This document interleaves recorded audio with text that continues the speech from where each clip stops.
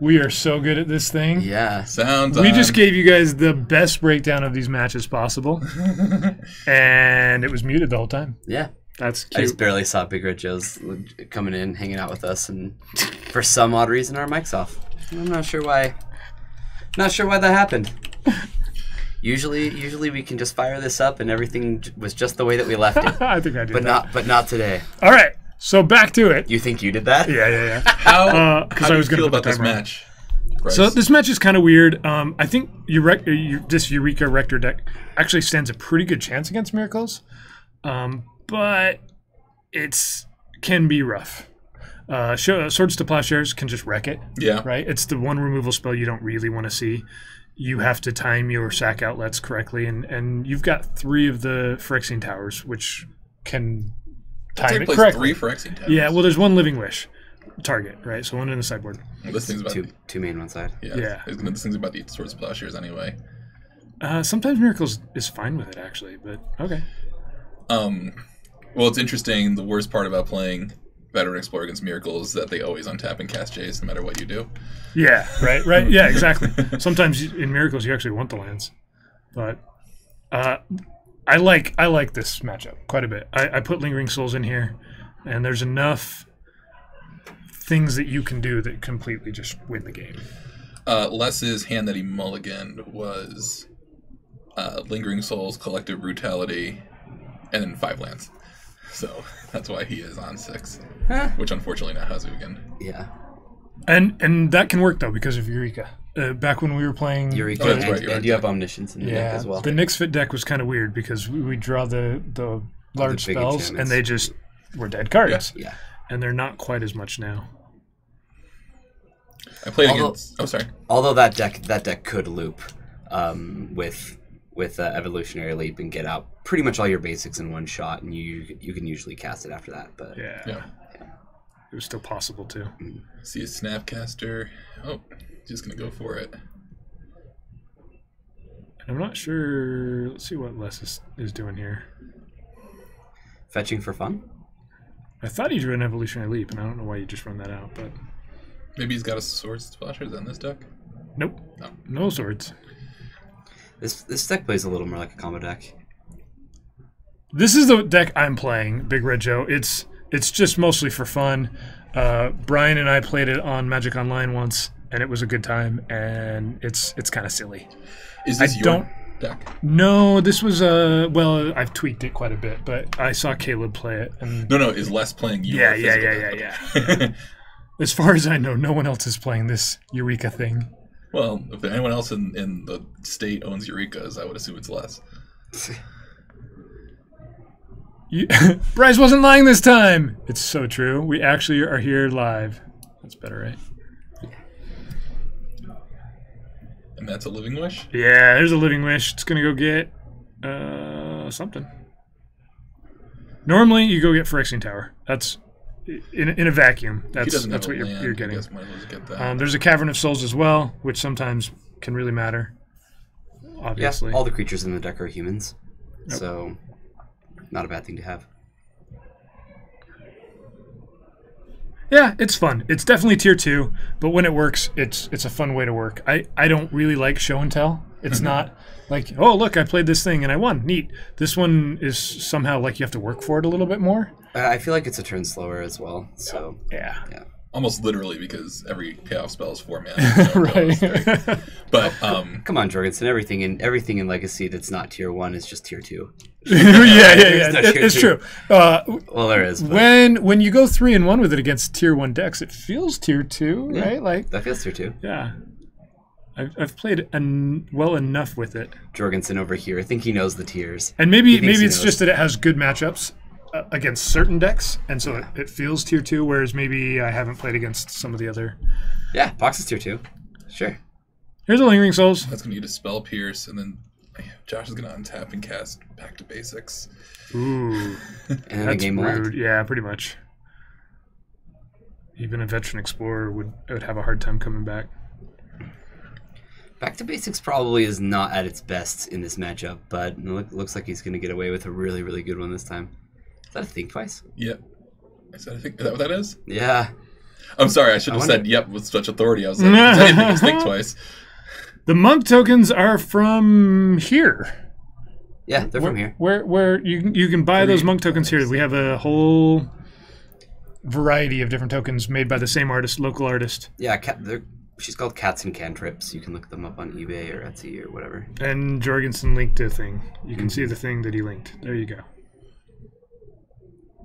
They're available in the store. They will be available online if they're not already. Or they're on eBay right now. We'll get there. What up, Jeff? Hey, how's it going, Jeff? So Yeah, the game really did descend. that really did. Just All did right, it. let's check out what's going on our second table. More shuffling. Whoa! Look at these guys. They're shuffling better. Based on the life totals, I'm going to guess show and tell resolved. Probably. I don't know, man. We're gonna give some score updates here. Josh won. Well, no, Josh didn't win. Back to Basics won. I'm not giving him credit. Whoa. And we'll guess that. I wonder if he boards it out. He probably will. There's Yeah. there's a lot of basics, and honestly, if he doesn't have a swords and like the veteran explorer just gets there, like yeah. When Josh and I played last, he surgically extracted my stuff 3 times off of a Snapcaster, and that was rude. When you lose your veteran explorers and your academy rectors and your Eurekas, it's a little bit harder. Get all the Ring Souls out, man. Just make 8 land drops, hit that Ugin. Does this deck have Pernicious Deed in it? Or just Pernicious Deed? no. No. It really does play out more like a combo deck. Yeah? Yeah. It's Oh, pretty yeah, strange. I was asking. Yeah. You needed it. It's really just a whole bunch of thought seizes and other disruption, hand removal like that, and then the things that enable you to go get stuff. And that's it. Or play out Make the this stuff deck that's already sound in your so hand. simple. It kind of is. When you lay it out, it's like, oh, here's my thought seizes, my cabal therapies, and my what's the black 2/1? Collective brutality. Brutality. Here's my creatures I want to sack, and here's my things I go get when I sack them. That's Yep, it. that's pretty much it. All there is. There's 3 things in the deck. And here's Eureka's for when graveyards aren't available. Yeah. It's Or I just want to be it silly. feels like Rector, like 6, 7, 8. Well, I played Zombies last week, but we had Ben Friedman on the cast talking about Blue Black Shadow, and I became enamored with it. And So- you're enjoying it? Yeah, I've been doing pretty well. Nice. Um, Do you play any duels? yeah, I'm playing the duels and not the basics. Had to get my Underground Seas out of the firebox, where I've been keeping them, and purposely avoiding playing decks with them. You just run 2? 200. Just 2 Underground Seas, 4 Watery Graves, Yeah. and 8 Four fetch Watery lands, none of which are polluted Delta. Just run 8 black fetch lands that aren't Delta, Okay. which is great. That's cool. The deck is surprisingly smooth, and you get out of jams, like in a way that I beat burn like almost, I would say, effortlessly. That's actually how the matchup goes in Modern as well. Yeah, Yeah, Shadows usually All play right. against Burn. We'll jump back to these guys and see if they just do all the work for you. Les So, can get a good they fast just make start. a 12 and kill their guy. Yep. Whatever blocker they have. Yep, and then you kill them. Yep. I had a weird game against Josh where I felt like I was done, right? Thank you, Escovert. Forever. And slowly, eventually I got an Ugin out in play. Mm-hmm. And suddenly it seemed like, hey, I actually have a shot at winning this game. So unlike other matchups where miracles can just completely shut you out, I feel like this deck still has some game later on. Yeah, it always has a back end. Thanks for listening, guys. Looks like that Back to Basics is in Josh's hand, so it probably stayed in. I think that's what that is. Is that what that is? Yeah, that's what Back to that is. Basics, Force of Will, and that Masked Brainstorm look so much alike.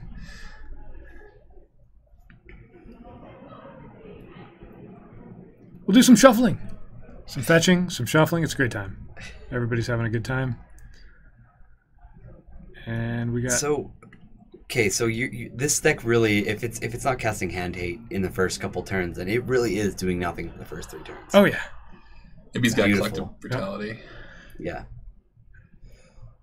It's not exactly what you want to do against Miracles. They kind of get to sculpt their hand in the first couple turns, which is, let's be real, that's exactly what they want to be doing, right? Yeah, it's pretty rough when you see a hand and you can't do anything for several turns. But that's true of any Legacy deck, right? When is Blazing Effect? I actually will probably be streaming a lot more again soon. I just haven't had time. I've been so busy with work and family stuff. I'm just exhausted. That, like, no one wants to see me on camera.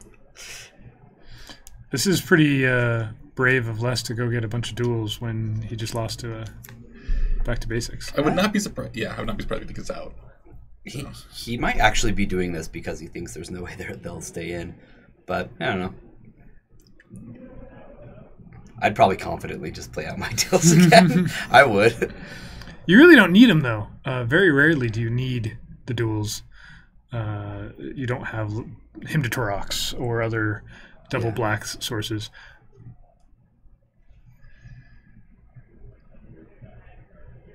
I see an Arena Rector. But first... A Veteran Explorer. That's not a Veteran Explorer. It's in Battle Bond 1, the new art. What is that? I had a foil, and I was like, oh, I'll play with this one. It's a good time. What? So does Les pull a trigger here? Is he going to... Nope. Does he have a Collector Brutality? I thought he might. I just guessed because of him not doing anything. Yeah. But... He actually just has a bunch of 4-drops. That happens sometimes. He might be keeping the Collector Brutality in hopes that he can actually resolve a Rector.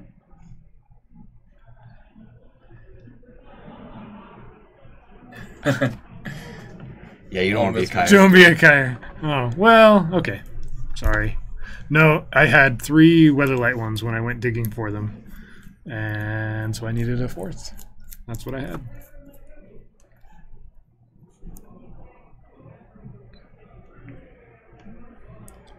Back to Basics, he doesn't play it here. He's got Disenchant, some Spell Pierce.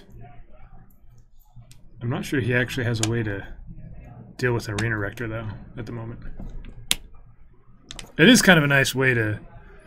You can Living Wish for either one, right? And it's kind of nice to be able to interact with Disenchants and stuff like that.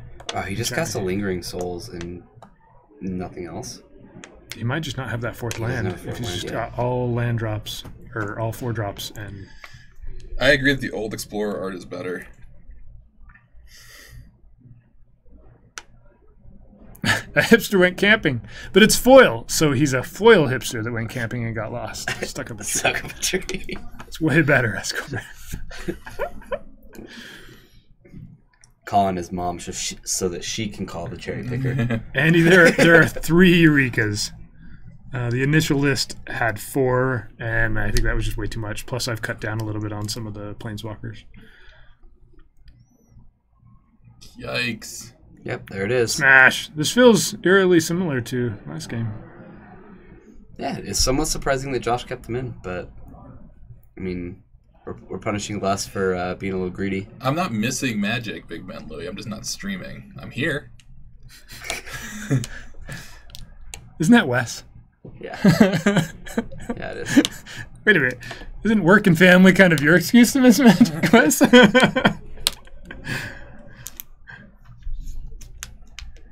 So this is going to be really fun and entertaining to watch, right?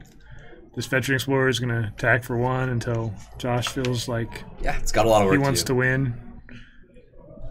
We get to see what Les is playing with in his hand, all the 4-drops.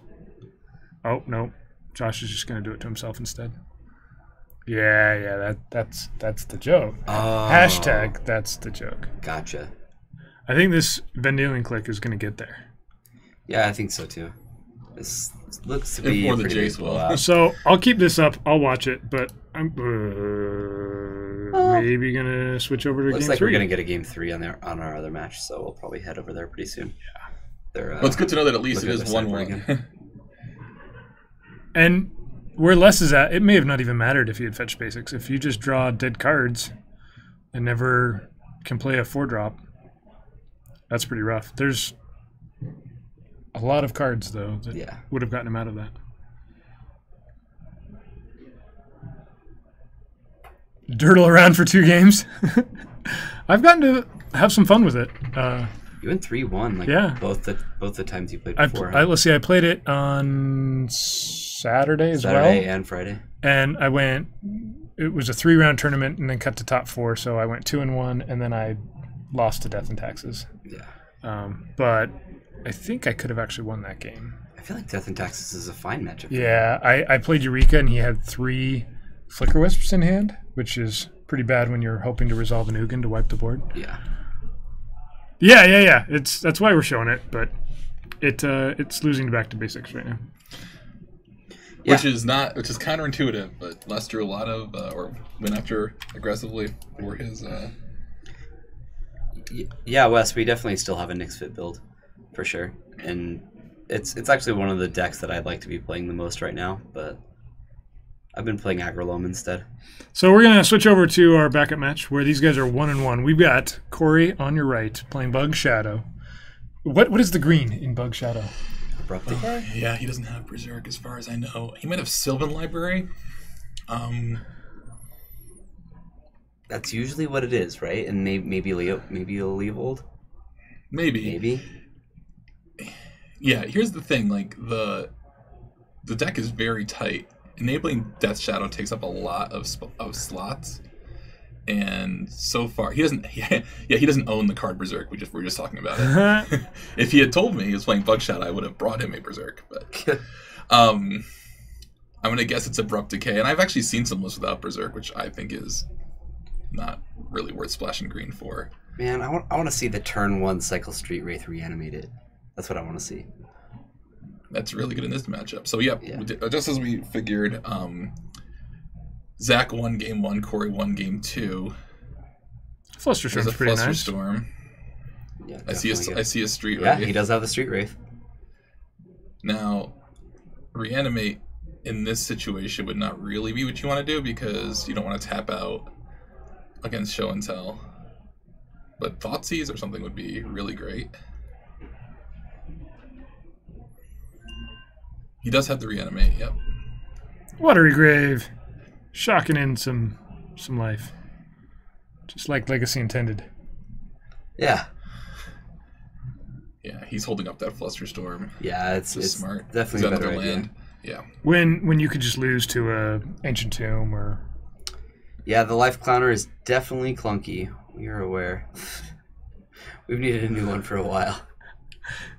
It's better than the semi-large dice that we had once upon a time, right? What would be a good solution to this? I actually don't know. We've seen some use a mini iPad or something like that to digitally do the same thing, and then you got to have too many. Just iPads, like an off-brand tablet. Yeah, you just have to make sure they're charged. So this is kind of interesting. Here's a Flusterstorm on the Brainstorm. If he has something like Thoughtseize to follow up here, then that's probably fine. That's probably good. If I see a Ponder, we'll see if the Ponder can find us something. Lands, I would not have Flusterstorm there in that case. He's got faith in his Ponder. That's what it is. He's like, the top 3 cards. This Ponder is going to find what I need. I don't know what everything is in his hand either. I can't see it all. You pass. He's got to reanimate an Underground Sea, a Polluted Delta. Yeah, he's for sure got a couple of land. He's just going to pass. This is a bluff. But I'm trying to keep my voice down so Zach doesn't hear me. Zach can jam this Show and Tell in his hand if he has anything. It looks like he just has an Omniscience and nothing else at the moment.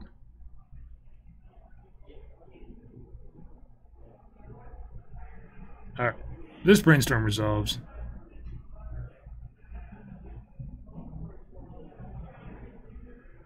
And we do the wait for those 2 cards. You can't see his hand very well. Yep. It's hard to say what's going on over there. I saw a Show and Tell, so he's got at least that. Yeah. So he's just looking for a payoff here. Does he have Decay in? We don't know that he does. I mean, I would board it out here. Yeah, I didn't see a Decay. You kind of are scared of Blood Moon, but... Or you could also be scared of Arcane Artisan, which is the new commander card. It's still in. You saw one. Arcane Artisan? Yeah, it's kind of the backup way of... Would you like to know what Arcane Artisan does? Yeah, pull it up. I want to see. It probably won't come up on... Yeah, it should come on TCG. I did not look into these commander cards very, very heavily. This is Battle Bond. Oh, Battle Bond. Oh, I've seen this card. Okay. You get to do the fun, weird. If it's a creature card that you exile from your hand, you make a copy of it. Gotcha. A copy of it. A copy? A copy.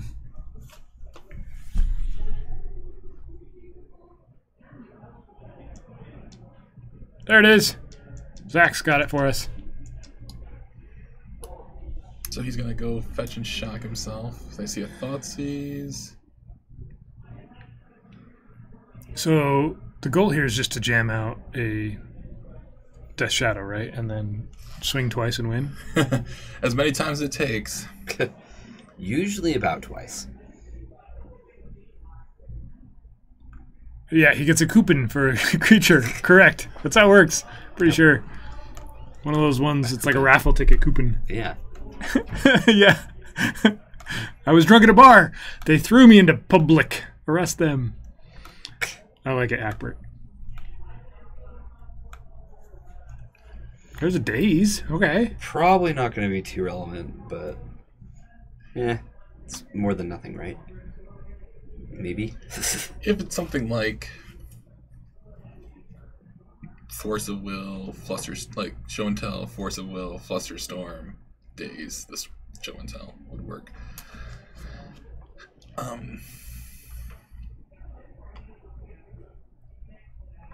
Nice and deliberate here, figuring it out. I would take forever trying to figure out Shadow. Well, his life total isn't under pressure, so that's not really the problem. His problem is that he doesn't have any good cards for this particular situation. Yeah, and needing to keep Like, up. Reanimate here is probably okay. Needing to keep up, Like, like you probably counter want this magic, Force though. of Will. Yeah. You could even, like, brainstorm into the 4s, put back 2 lands, shuffle away, and then hold up Force Daze. Yeah, that brainstorm's looking great right now. And the Force is looking good as well. I don't know how many blue cards he has in his hand at this point. I don't know if he has any. I feel like he's just flooded.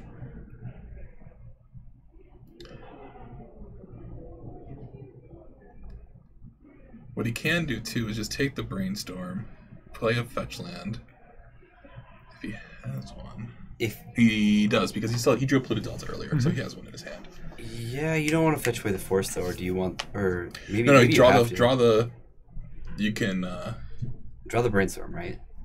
Yeah, and then brainstorm into the Force if you need it. Well, if he has a fetch, then he'd have to use the fetch for blue, because it's an overgrown tomb. Oh, that's an overgrown tomb. See, I don't know. Yeah. Yeah, I have so no he idea probably what that he is. probably I has just to play the assumed that was a overgrown watering tomb. grave. Yeah. Okay.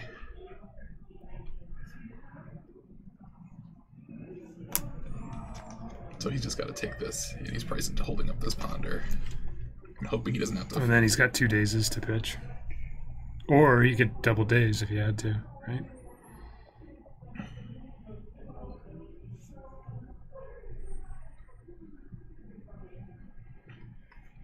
I feel like the Shadow deck has all the interaction that's needed to beat a deck like Show and Tell, but this is not a good game for Corey. This is just a pretty poor draw. Looking at a Show and Tell player on turn 3, 5 cards in hand, you can't feel great. Yeah. You definitely can't feel great. There's 100% Show and Tell, Force of Will, blue card, Omniscience, Emrakul. It always is. Every time. He might be heavily loaded up on Show and Tells here. Get daze the heck out of that. Yeah. Oh yeah. The fact that a 4th land didn't come down here is super lucky. This is daze bait. He drew a second Show and Tell. That's fine. Yeah. He just daze it. That's totally okay. So I guess the only choice here is whether you pay mana for it or not, right? But you can just... Okay, yeah. This way he can shock himself again. Yeah, if he draws a Death Shadow, he can go to 11 and have a 2/2. Oh, wait, you know he's not going to draw a Death Shadow. Well, I guess we know he's going to brainstorm here. He can put back the Water Grave and fetch it, too. All right. Zach's still not drawing a 4th land. Show and Tell number 2. I think he's got a 3rd in hand. And I think his only card is a Omniscience. I don't think he's got a payoff. 2. Yeah. Well, this is actually pretty okay for Corey. Yeah, you can probably You brainstorm. could probably brainstorm here, right? Yeah, I probably would. Let's brainstorm using the underground and then daze it back.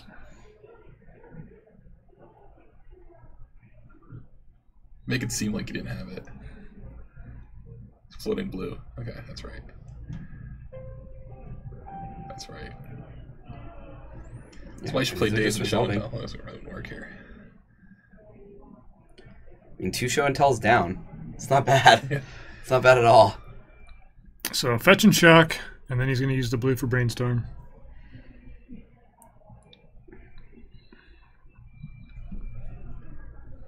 Both of these decks that are normally play way faster Yeah, are right. taking their time to get going here. Zach's going to run out of show and tells at this point or rate. Yeah, I wonder if it could have actually benefited Zach to wait. It's not like he's under any Oh, he didn't pressure. even use the brainstorm. No. I mean, you can always do it here. That might be his only blue card too. For force. Oh, that's probably actually. Yeah, if he had to force back, he needed that. Now he's looking for something. Yep. Can't just play reactively. Ugh. Reanimate, Thoughtseize, and a polluted delta. Yeah, and he played a land too. He should have brainstormed before playing a land. So now he's going to be locked down a little bit. He's got double reanimate. Maybe you can Thoughtseize reanimate a Grizzlebrand. Oh no, you'd be dead. Never mind. So yeah, that kind of sucks too, because that is a pretty sweet play. Thoughtseize reanimated Endbringer. Okay, so he's keeping a Golgari Charm.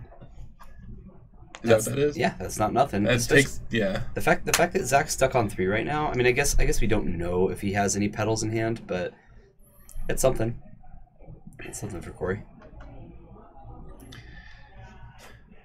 I still think you fire off the Thoughtseize just to get the information. I mean, you hold up Golgari Charm. If you're assuming he has sneak attack, you can just Thoughtseize it. Right. If not, he has to.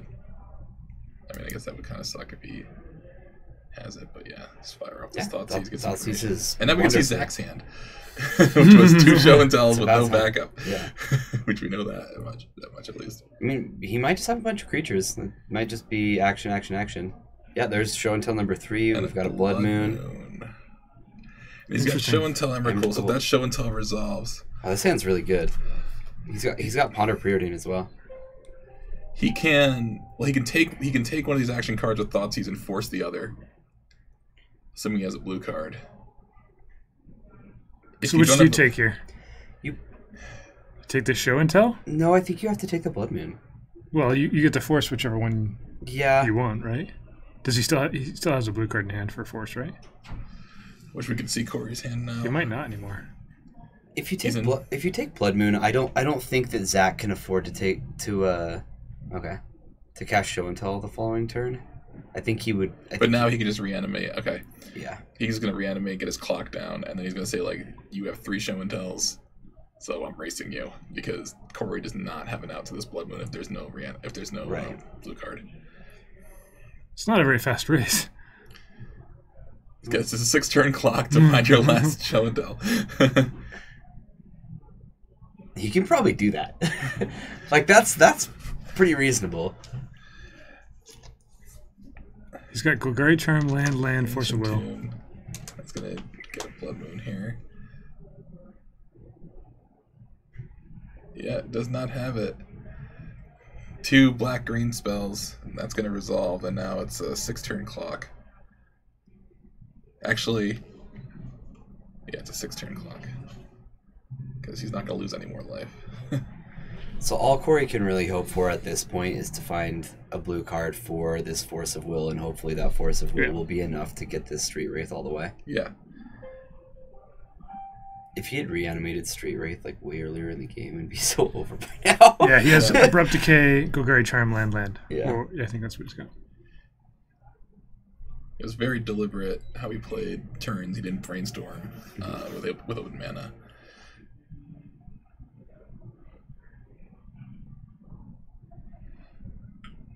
But you do get some untapped shocklands. They are mountains.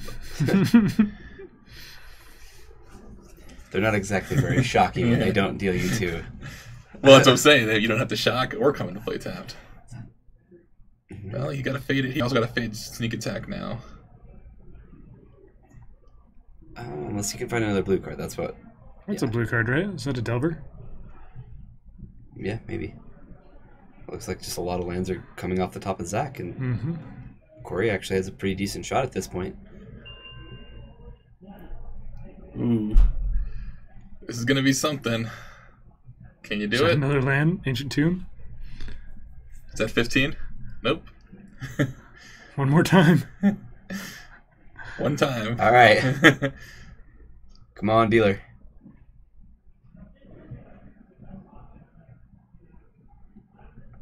Oh, he's got the 4s back up. Yeah, I think he does now. He's counting to see if it's 15.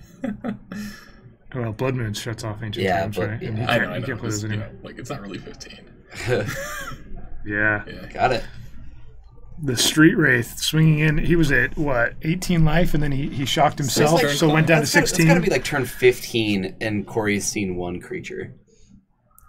I mean, I guess he found the Delver in the end, but still, that's crazy. And got there.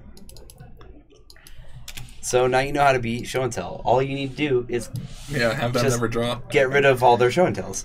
It's easy.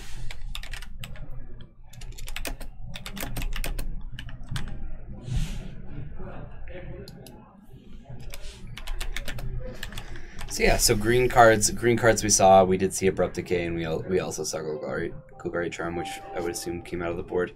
Golgari Charm's pretty good. It You is. don't have anything that's 1 toughness, and it's an instant that you can cast under a port, and Death and Taxes can be really tough.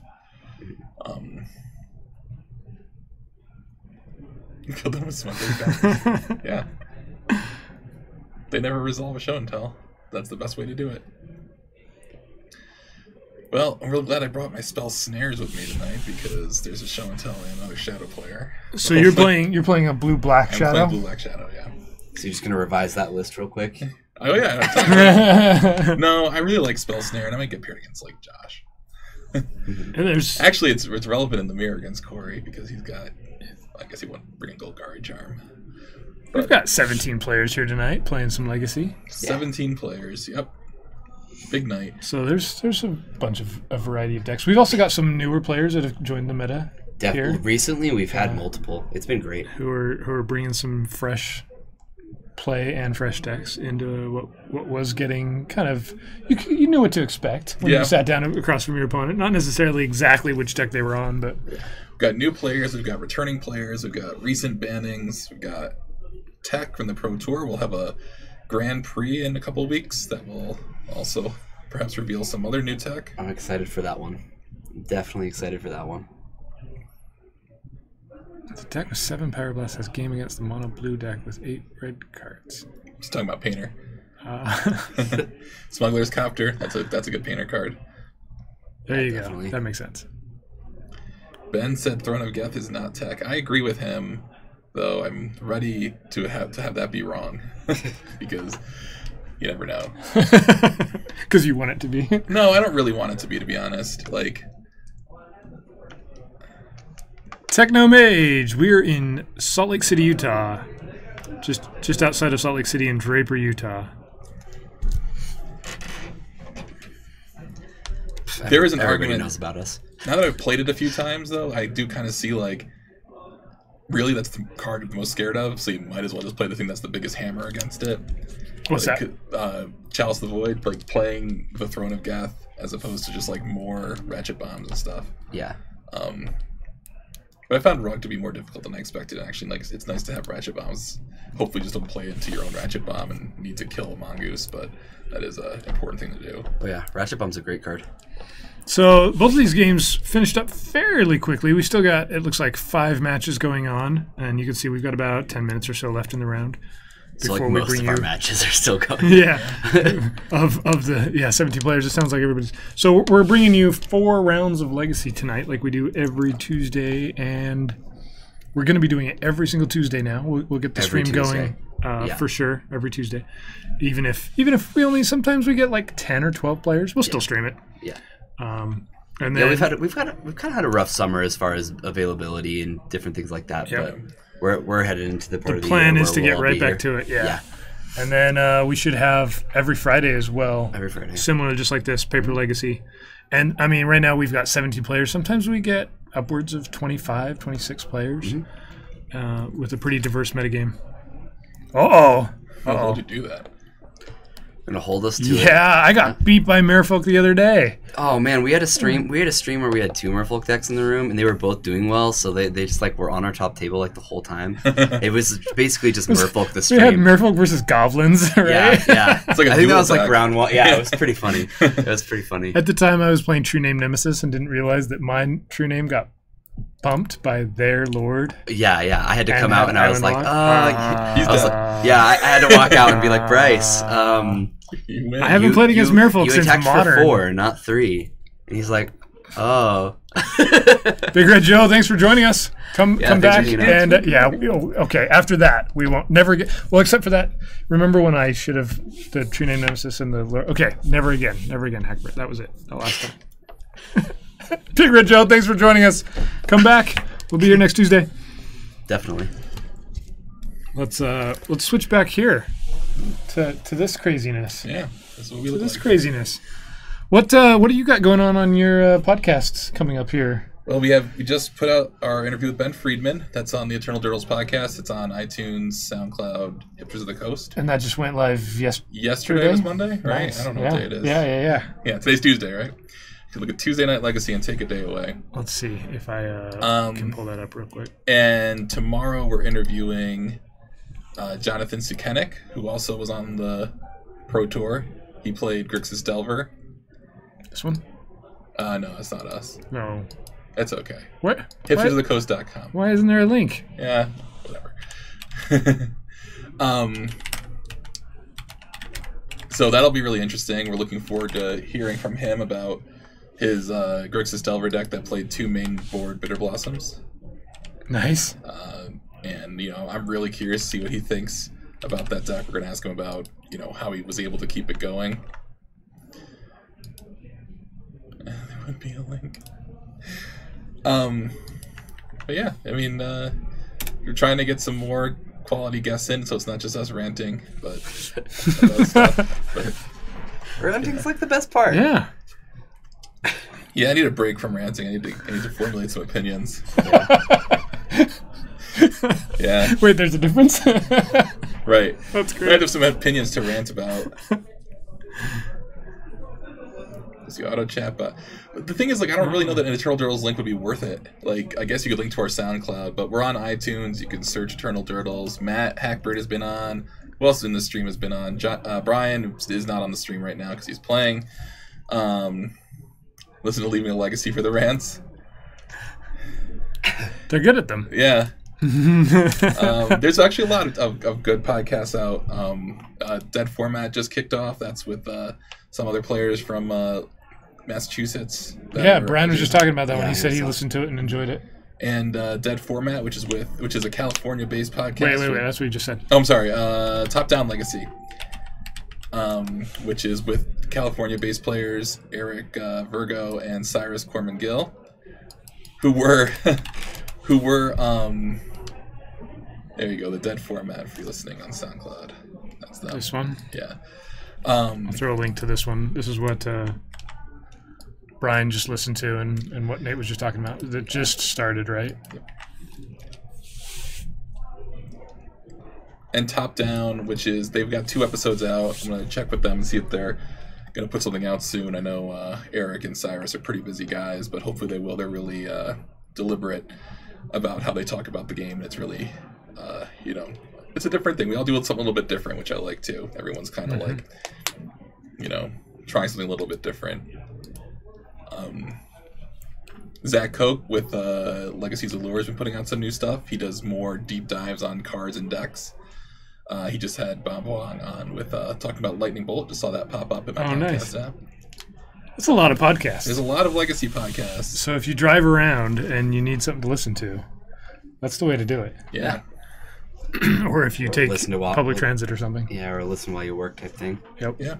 For sure. No, while you're working, you're watching the replay of us streaming Legacy. I'm pretty sure that's Yeah. Well, Right. that comes before the podcast. if you weren't watching us live, and then everybody watches a replay of it too, right? Yeah. Because you can't get enough, so you watch it again.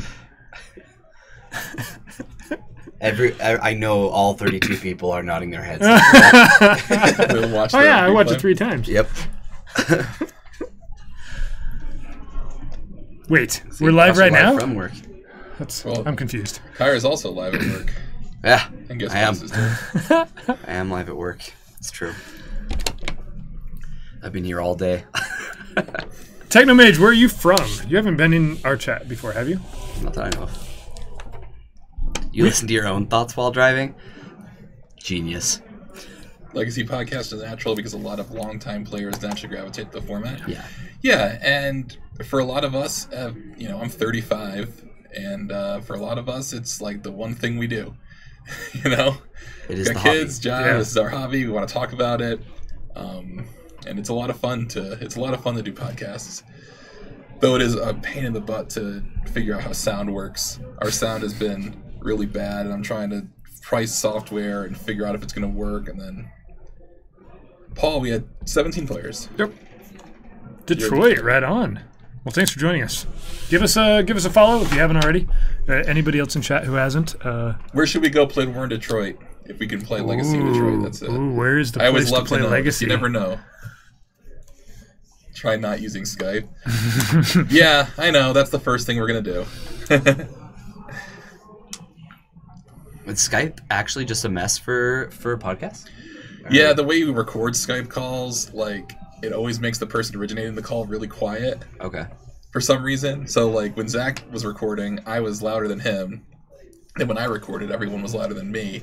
So I went in and hand-edited my own waves. Mhm. And,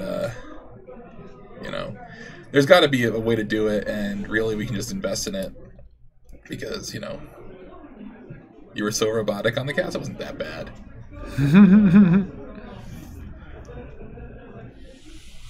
Yeah, people are done with that game. It's like 14 years old. This one's only 25 years old. Come on, Paul. What's World of Warcraft doing this week? They just launched some new Yeah, they launched a new expansion. thing. The promo is have each person record their own audio and talk to each other over Skype. Yeah, that could work. Yeah.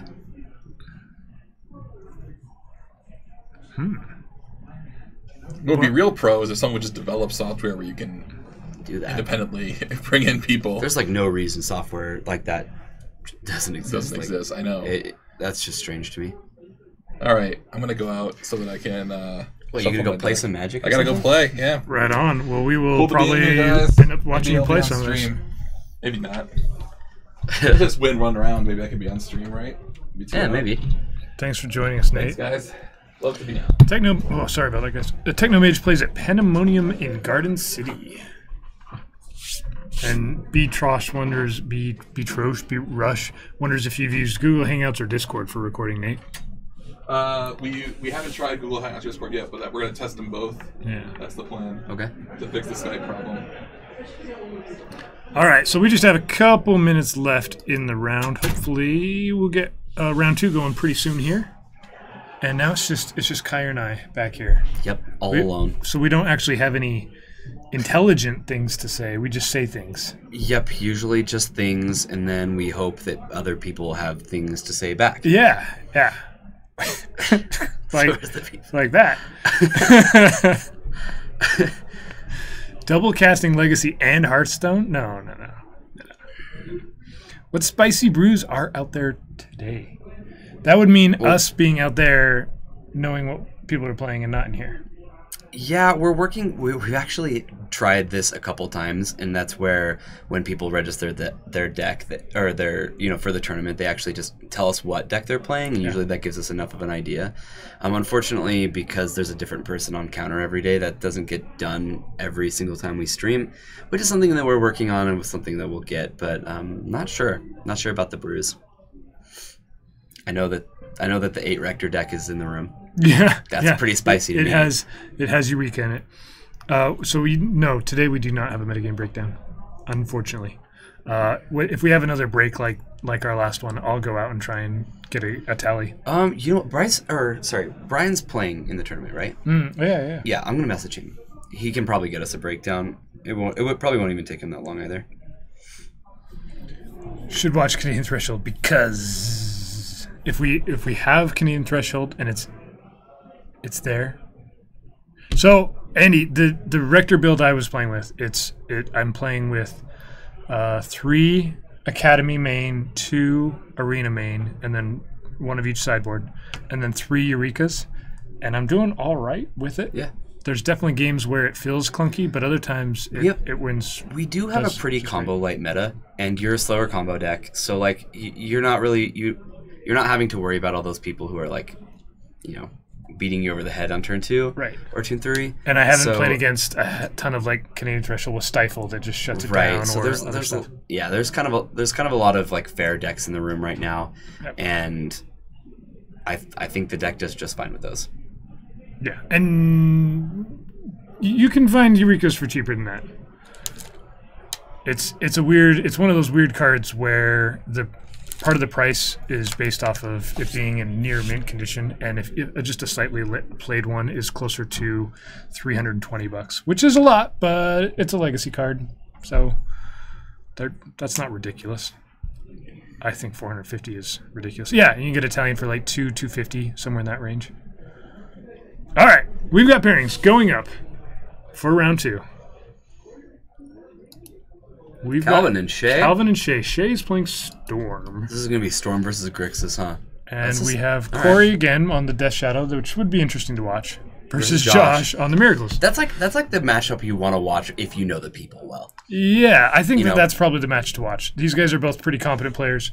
Corey was playing a little methodical, maybe more than he normally would, but it's... Yeah. I don't know that he's played this exact Death Shadow deck a lot. Yeah, definitely not. And it was kind of a weird match.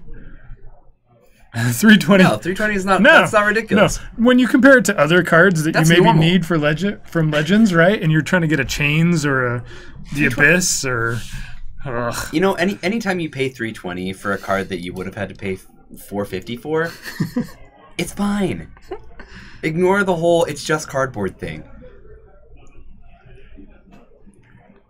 All right, so it looks like pairings haven't quite gone up yet. We know what they are, but our players don't quite yet. So it'll take a minute.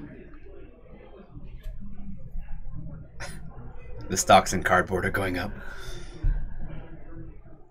Yeah, part of the reason I wanted to play this Eureka build is because I was pretty confident no one else was going to. Yeah. So it was just something fun and different. Well, who has Eurekas? Yeah. I don't know anybody. I had to go out and find them, and I was able to just put out a call for them. Do you own 3? Yeah. Really? Yeah. But it was like, hey, who's got a Eureka that they want to sell because they're stupidly priced and you're not playing with them? Right. So and everybody's like, here, take mine. Please, yeah. So I got some slightly played ones for around $300. Cool. All right, here we go. We've got, looks like Corey's staying here. Josh is sitting down. So let's start off with this even though it's Miracles again. I think this will be an interesting match. And maybe kind of where the Legacy metagame is headed? I don't know. I don't know if Death Shadow is actually going to be a consistent thing or if it's kind of a flash. But that's not correct. That's definitely hard to say. They moved tables, didn't they? Okay. Sorry. There we go. Let me do that again. Because that is Calvin. Looks like so we've got. Haven't sat down yet. Here's kind of like a rough. Actually, he might have gotten the whole meta. Let me see.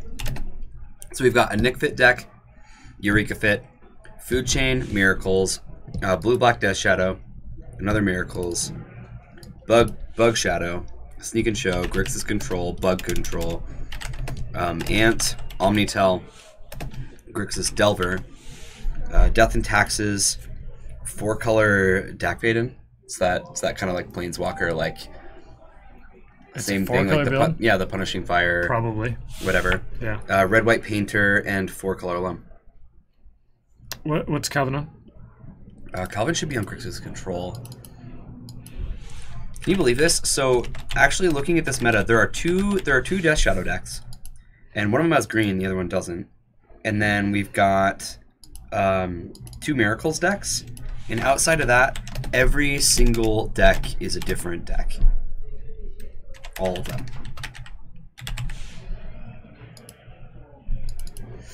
Yeah, Punishing Thieves. Thanks, BT.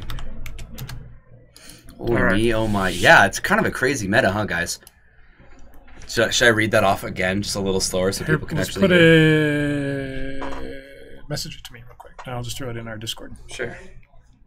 Or I'll just type it in the chat. Either way. Just copy it into the chat. I'll copy it into the chat. Yeah. I can do that.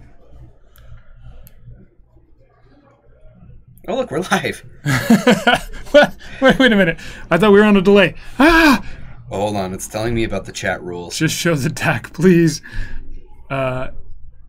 Here's a nice I can long certainly message. ask to show it next time. There we go. That's me. I'm in breath. You can see all the decks that are going on. Nick Fit, Eureka Fit, Food Chain Miracles, Death Shadow, Miracles, Gene GSS. Sneak and Show, Grixis Control, Bug Control, and Omnitel. So we've got a Sneak and Show and an Omnitel player. Yeah. And then we've got the... He misspelled Grixis twice. Nice. That was not me. It's probably his phone autocorrect. Yeah, Right? just But I don't know what Geeks is. I don't know either. Death and Taxes, 4-color deck, and a painter deck and a loam. Nice. How is the red white painter? You see, yeah, we don't have results on any of it, unfortunately. I wish we had 2 counter people so that they could actually keep us updated. Here, before this round gets way underway, I'm going to grab another water. Would you like something? No, I'm good. Thanks. Food Chain and Miracles is one deck. Probably not. No. For a little while, I was playing Miracles and Standstill as one deck. And that was... I'm not doing that again. I think I went 4-0 with it, but meh. All right, so these 2 players know each other well. They play against each other often, and they're fun to watch because they both are pretty strong players, know what they're doing. Josh is gonna help Corey out here, as you can see. Not your typical play that happens when 2 players sit down next to each other. Josh drew for Corey there and laid out his cards nicely. Let me get a new time going here for you guys. What? People want to know how much time's left in the round? It's ridiculous. 2009 or 2009? Oh no, 2050. Sorry. I looked Like that that. wrong. That's probably Yeah, it should be pretty close close. enough. These guys are getting started a little late, but That should be okay. Corey's going to take a mulligan. I wonder if we need to have them delay the start time because our players always sit down a few minutes later. We can always issue them a time extension. It's about 7 minutes. Wait, we're measuring the difference between diamonds and magic cards? Huh? Oh dear. My question is if finding the difference, is that going to get us anywhere? Just curious. So wait, gem quality diamonds, is that different than gem mint cards? No. Oh, okay. Pretty sure they're the same thing. Actually, just the same thing. Yep.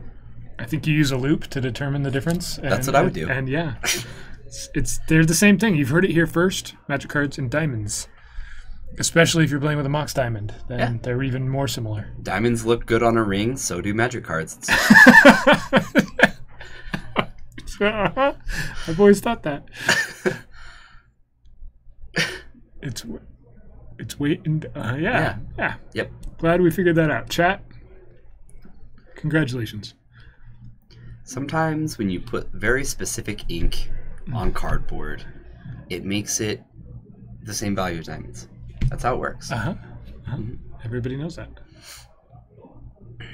Try telling that to my wife. Yeah, I tell my fiance that.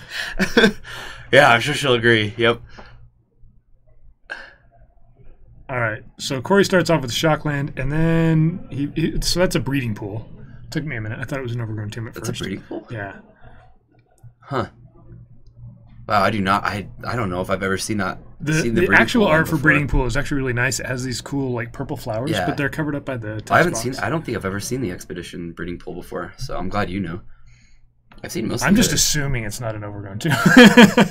No, No, I know what it's a the breeding overgrown pool. tomb one looks like. So I think we're good there.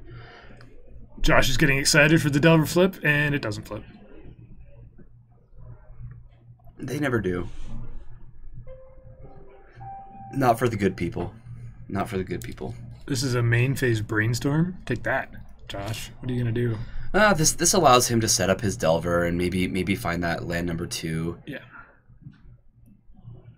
Which it looks Yeah, like he it did. looks like hits all over the place. So I think he may have a second Delver in hand too, which is a way to beat miracles if you get double flipped Delvers. yeah, definitely. I mean, especially seeing what kind of build Josh is on today, he tends to be favoring this back to basics strategy, and he switches miracle. You know, he switches a couple things in his miracles deck every single week, and it's always interesting to see what he favors week in, week out.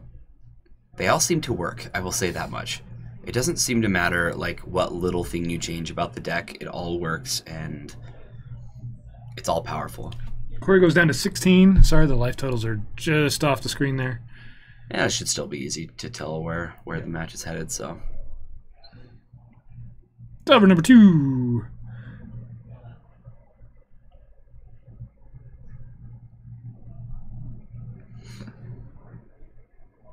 Did Watery Graves Yeah, spike? Is that what you're saying? probably. So this is a that was a Think Twice, They're probably going to get reprinted here in a minute, though. which is weird. I have not seen Think Twice in any Miracles build. Ever. Yeah, I've never seen him run these before.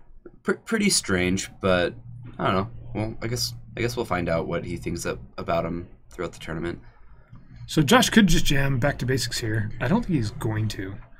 He's pretty sure these Delvers are about to flip over. Yeah, that's pretty risky. We demand life totals. Matt wants the life totals. It's 18-16. 17-16. Sorry.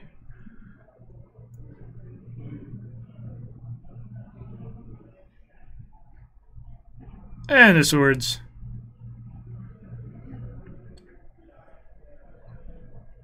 What happens with the sword? So Corey obviously is telegraphing that he's got a force of will or a daze or something, but I must now announce all life changes. The life just changed. I did it. Nice. 17 all. 17 all.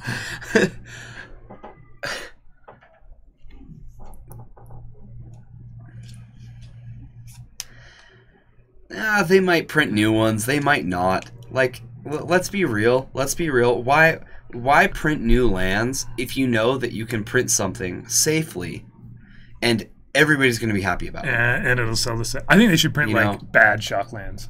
Comes into play, lose 3 life. Well, Otherwise, bolt lands? just because that's what standard is now. Bolt right? lands, but they'll have like 3 colors on them? Nope. Exactly the same. Watery or grave. Breeding pools. More breeding pool. Yeah.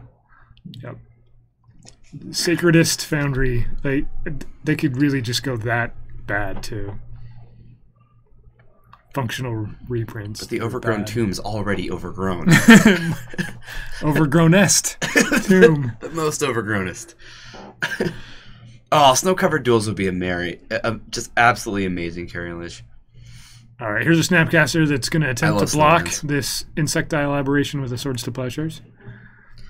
Well, I mean, this is one of the biggest weaknesses of the Shadow deck, right? And that is Swords to Plowshares. Like, yeah, Josh gets to control Corey's life total just enough. Corey wants to be like at 10 life right now, and he's at 17. Right, exactly.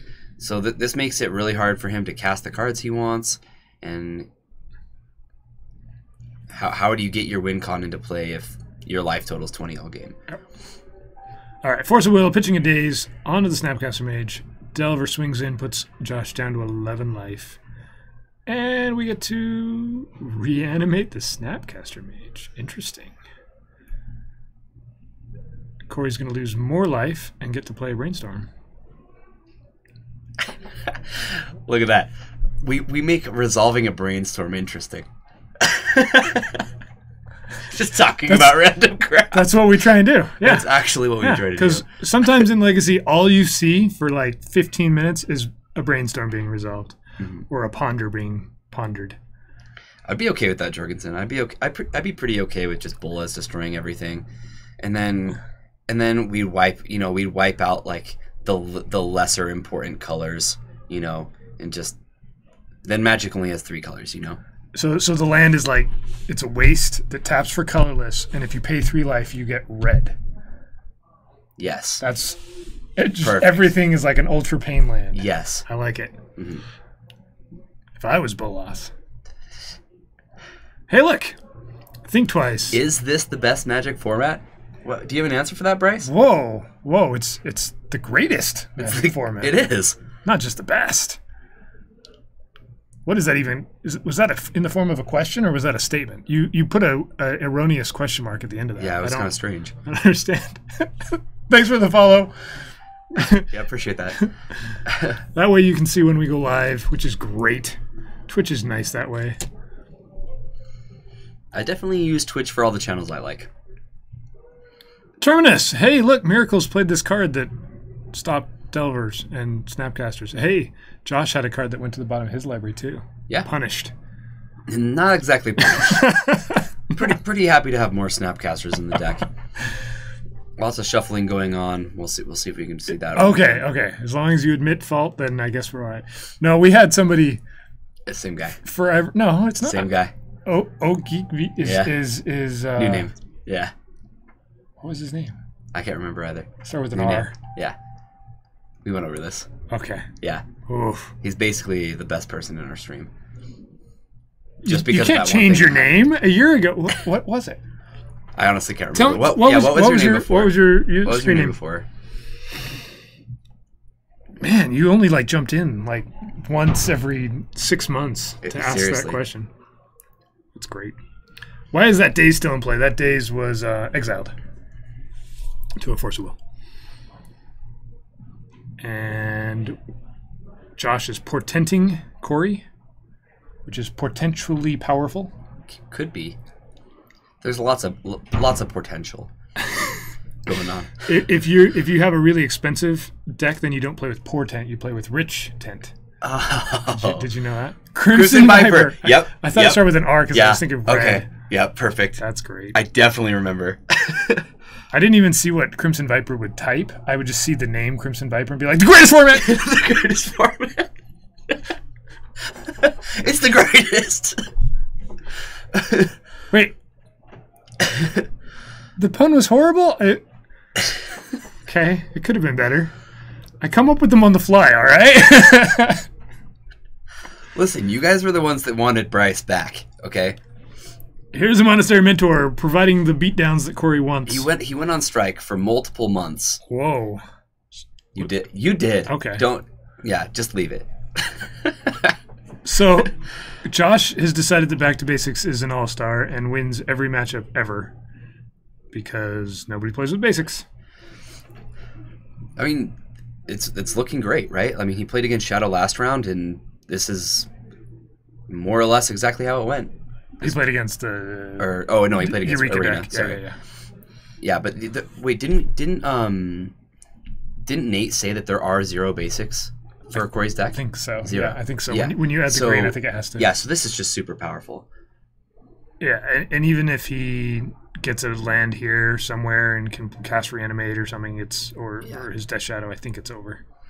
Yeah, I think this will end this next Josh week. is sitting on Counterspell, Force of Will, so... I don't know if that's going to be enough. It's probably enough. I'm going to click that button right there. All right, let's check out what's going on in the other match then. Let's see if there's some shuffling. Oh, wait. They're shuffling! Yeah, every time. This is why, if you do a stream, guys, you have a backup camera for a backup match. Yeah, it's so that there's no downtime. And then there's always some shuffling to be seen. Mm-hmm. Look at that pretty mat that he's not even shuffling on. Right. They came as 3. I don't think I even saw that. It You know, had it's words. wonderful. I have people jump in the stream pretty regularly and be like, you know what, guys? I really appreciate that you guys have this backup match. It's really great for the viewers. You know, that way you can keep the magic going and blah blah blah blah blah. And you know what? This is exactly what they're talking about. Right? You get to see some really quality shuffling. This is legacy shuffling. Right. It's a step beyond modern, and we don't even talk about standard shuffling. There's a higher quality to it. Not only that, but it tends to last a little bit longer. You get to enjoy it for longer. The cards are more expensive, so people take more care in their shuffling. Okay. And see, there we go. The blue team. Yeah. Gets See, it. He gets it. Isn't that exactly more or what less you just exactly what I said? Yeah. Did you just paraphrase there? Come on. All right. So Calvin's going to take a mulligan so that we can experience some more shuffling. Yep. That's great. Ooh, Shay's going to drop a fetch land on the table, which isn't very revealing at all. Nope.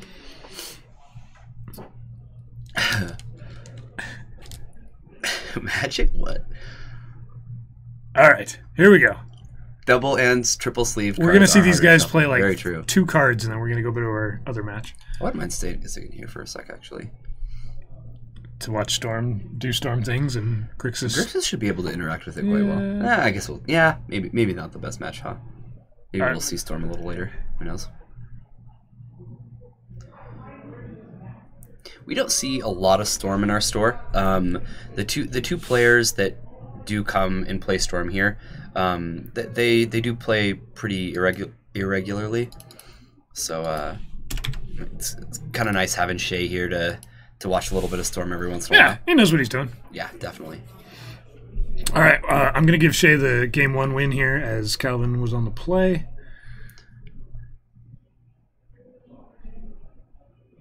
To see what Death Shadow with burn or against burn. Yeah, we can watch them ponder brainstorms. We definitely can. Correct. Whoa, nope. Turn 1 Xantid Swarm. Ooh, take that. Yeah, that'll show you. That'll show you. All right, who in chat saw that one coming? Raise your hand. It's been a sideboard card I for didn't see quite a while. anybody's Nope. Ponder. Yeah, I know it plays in the sideboard, but I don't think it's been in favor for hand for a while. Right. It's definitely a little bit of old tech, I think.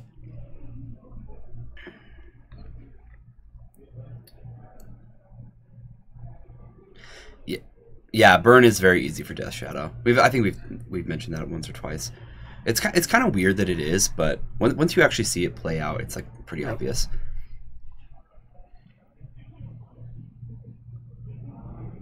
I didn't see it coming. Ponder on one side, ponder on the other side. Doing some pondering. Try again. Is that a therapy Flusterstorm? That's not really what he wants. When you've already got the swarm out, you don't really need the therapies. So Shay's going to think about that for a minute.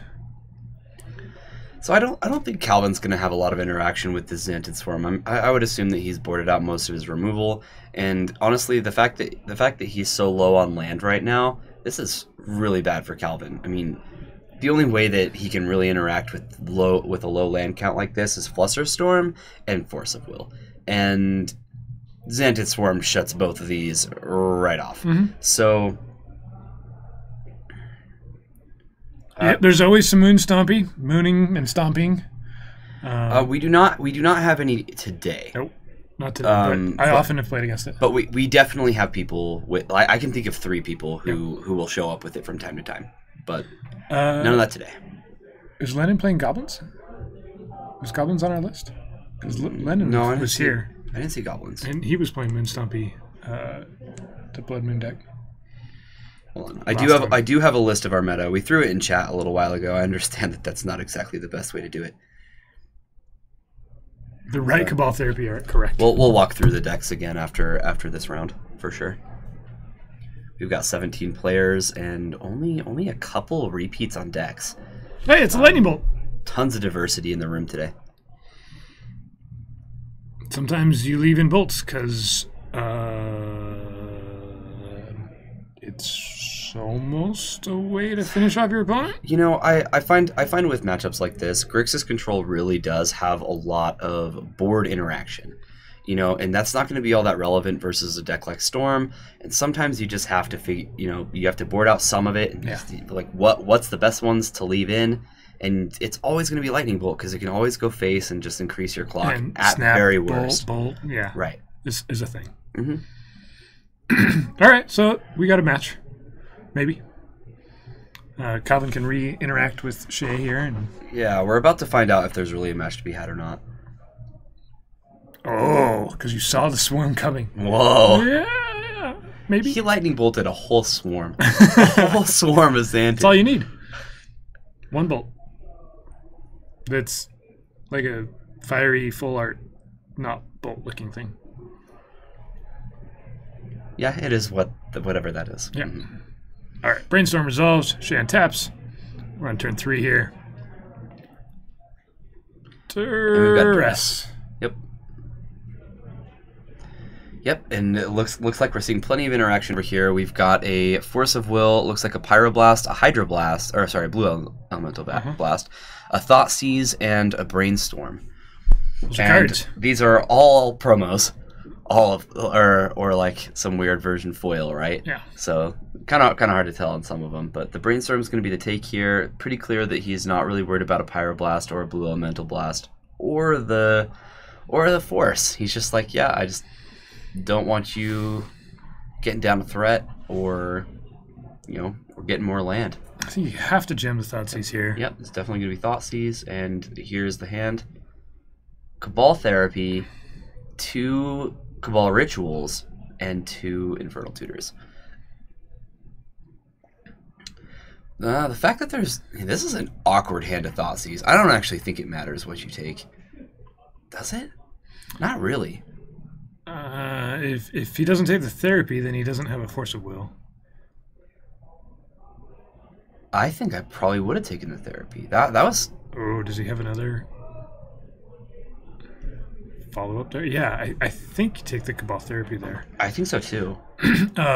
I'm not 100% on that, but... The Storm player, I think, can go off, though, if he does, right? You can just chain rituals. I swear that just helped Shay. Did it not?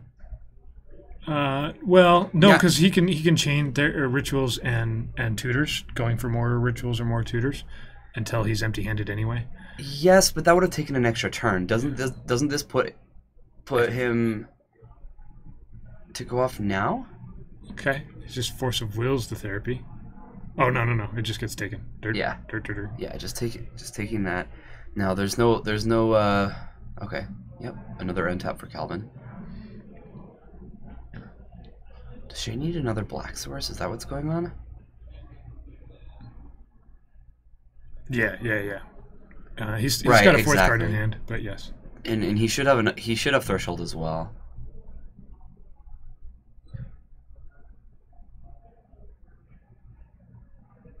Yeah, perhaps not. Maybe there's just not enough payoff after the tutor. You might be right. And he doesn't have any red, so he can't. Goblins. Yeah. But this has been a really slow match. Probably ad nauseum. I feel like this could have gone on a lot faster. Calvin had a pretty much interaction only hand, and continues to have an interaction only hand. He does need red mana. I never actually do the math when I'm watching Storm. I just assume they know what they're doing. I think he's 1 mana off of being able to go ad nauseum. All right. Yep, it looks like we're going. Okay, let's see if he can do this. So this is going to be 5 black mana. And is he going to try and storm off without using storm counters? Is that actually going to happen? It's a lot nicer for us. This is This is a very weird place to pause. Can I just say, like, he goes cast Cabal Ritual, pause, let me think. If I'm Shay, I probably would have taken this time to think before I cast the ritual. Maybe he's actually casting it and realizing that he may not have what he needs. And now it's just awkward for everybody. Well, he knows that there's a a pyroblast, Pyroblast and a blue elemental blast. Yep, that is a 7th edition island. Yep, it's quite beautiful. Oh, he's got signed foil 7th edition islands. Wow. Yeah, that's cool. Rob Alexander's signature it isn't is. that hard to get. I've only got a couple foil 7th eds, and I would like more. They're hard to come by. Quite hard to come by.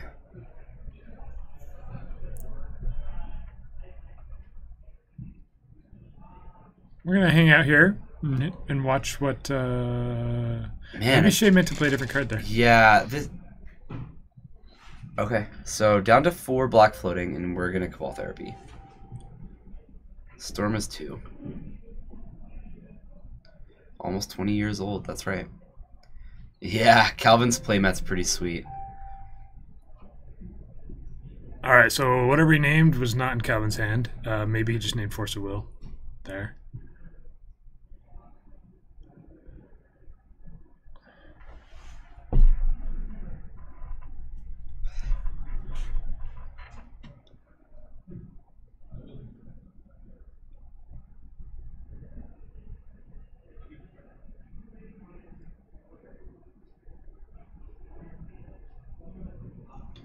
Definitely, I still don't know what this yeah, card is. I'm pretty confused as to why the pausing. No, he wouldn't have gone in at all if he couldn't empty his hand. So the unknown card has to be something, right? Maybe he named Flusterstorm? Yeah, maybe.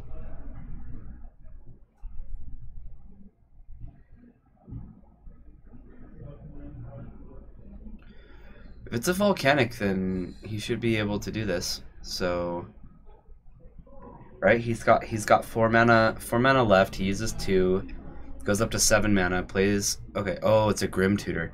Okay, so he's gonna go down to 1 black mana left. Or no, he cast the other ritual, right? Yeah. So he went down to 2, up to 7, and now he's using 3. So he's got 4 black mana floating. So he's going to lose 3 life here. He gets to search for any card, put it into his hand.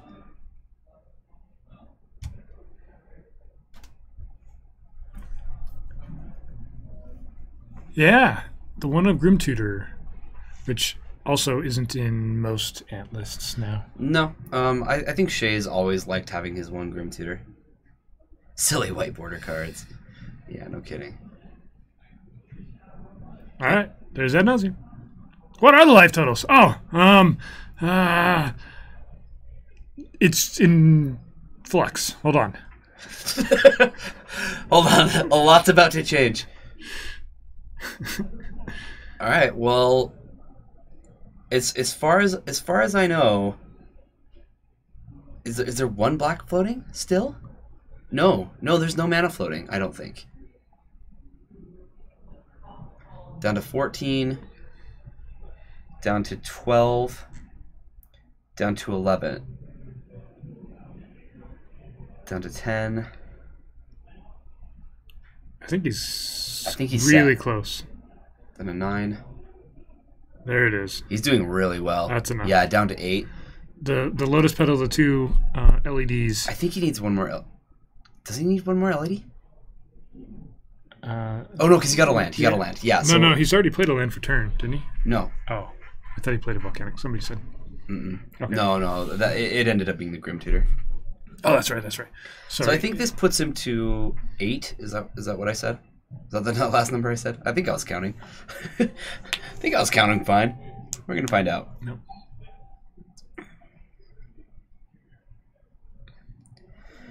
Looks like he's just making sure. Okay, are we good? Because if we're good, then let's do this. Yeah. LED, Petal, Ritual, Tutor, Cracked Angels. Yep. That's. Ooh, he's gonna keep going. Why not? More. He has a lot of life. Yeah. So okay, so this puts him to 5. Storm was 1, 2, 3, 4. I don't think the storm count's 5. going to be relevant. I think I think it is close to 5, but he went ritual, Cabal Therapy, Grim or Tutor up ad nauseum. So that's 5. Yeah. Yeah, I don't think he played anything else. So this should be pretty simple. With 5 life left, he's got 2 LEDs. He's just gonna start with a surgical. He's gonna hit Brainstorm. He's gonna force Calvin to Brainstorm now, and I think I would have, if I was going to use surgical there, I think I would have hit the Force of Will. The only play Calvin really has is to Brainstorm into a Force. Life totals are not updated. Yeah, Bryce, come on. No, they're not. He's at 5. He stopped.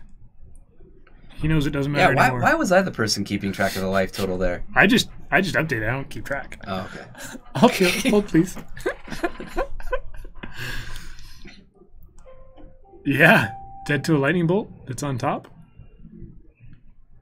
Yeah, I mean, casting this surgical could actually happen. He goes to 3 off of casting surgical, right? I think so. Okay.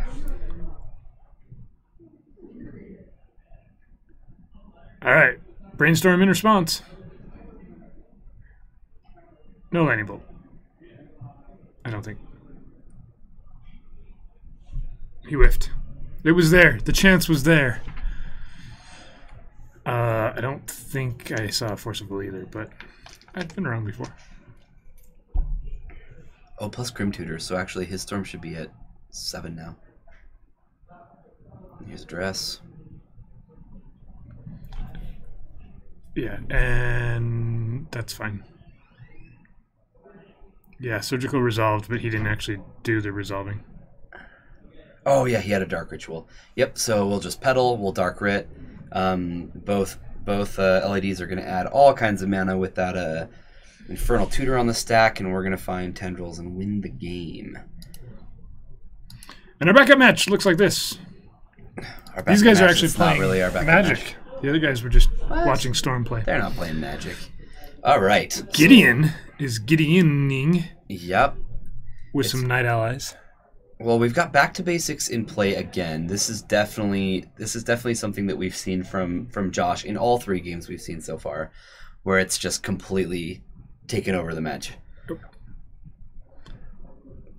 And it looks like this is a pretty recent Delver that is just now flipping over, and Knights are probably going to get there. It looks like it's what? Corey's either at 6 or he's at 8. I can't see the life total. So. Josh is in double digits. Corey is not. There's your updated life totals, Matt. There's your updated life totals.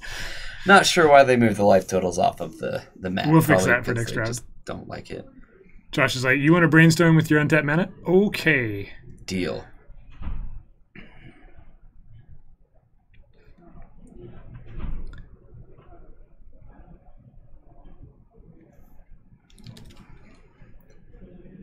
Gurmag Angler, if it was able to come down, if he had a land, he might have a land drop, right?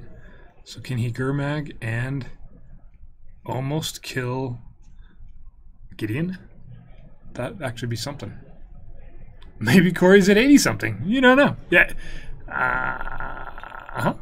We don't know that. I will take that bet. It's more interesting this way. Sometimes games of Magic are they just lack that mystery, right? You get to see everything, you know, perfect information. It's not. We don't have perfect information. That's super obnoxious. I hate knowing everything.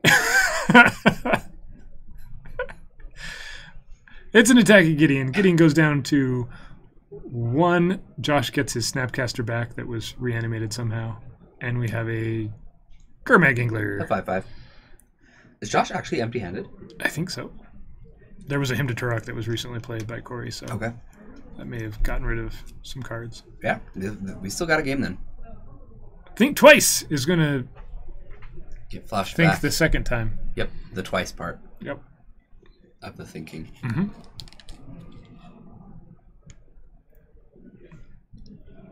Which doesn't do much on this board. Is that a Ponder in his hand? It was moving very fast. And a Plains. So this is kind of weird, right? Gideon could tick up, and then it could just die to the insect. Or what? Is there another line? Gideon could attack. That's the other line. What does Gideon attack as? 5/5. It's a 5/5. Corey goes down to less than what he was at before. According to what I can see, nothing changed. I think he went from 8 to 3.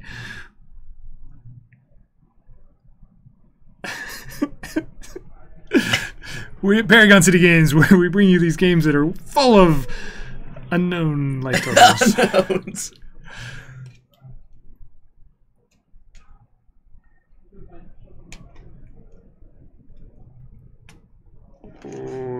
Gurmag Gingler is attacking Josh. Snapcaster Mage is going to win the game because I believe Corey's at 3 life. And he can just take the 5 from the Gurmag Gingler, swing for 4, and win.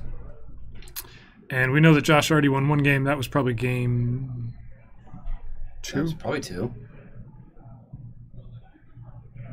Transcendence and Havoc Festival. I don't think we need that deck, but Needs a strong it word. definitely has to have gamble in it if we're doing that. You have to gamble for Havoc Festival. I don't know. Gamble, Reanimate, and Academy Rectors. There we go. That's a deck. When you have 20 or more life, you lose the game. You know what, Hackbird? You design it. Just give it to me again. Like, well, I made the last one work. I'm sure I can make this one work too. So you have both of those in play, and the game just like blows up, right? Is that what happens? Yes. The board state just ceases to function. Mm-hmm. All right. So that's the end of round 2. We saw Bug Shadow and Miracles, and we saw Storm, and it stormed against Grixis control. Let's see 2 new matches. So ask here. Just say let's keep Josh off this next round.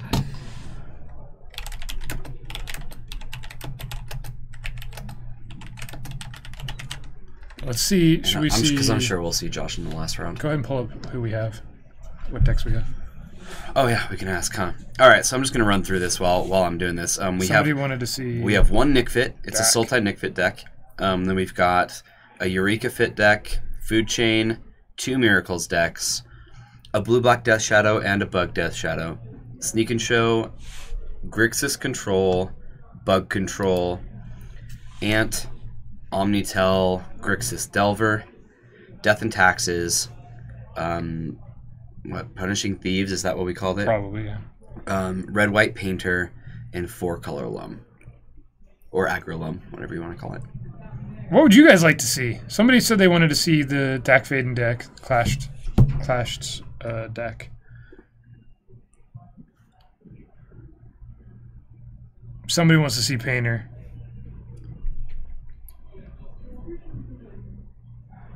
Now the trick is going to be telling who's at the counter if they know which deck. Everybody's going to ask for a different deck. It's going to be great. There's 2 Painter. And another Painter. People seem to want to watch Why the are you Painter. upset? The man with the plan. Tell us your grievances and we will ignore you.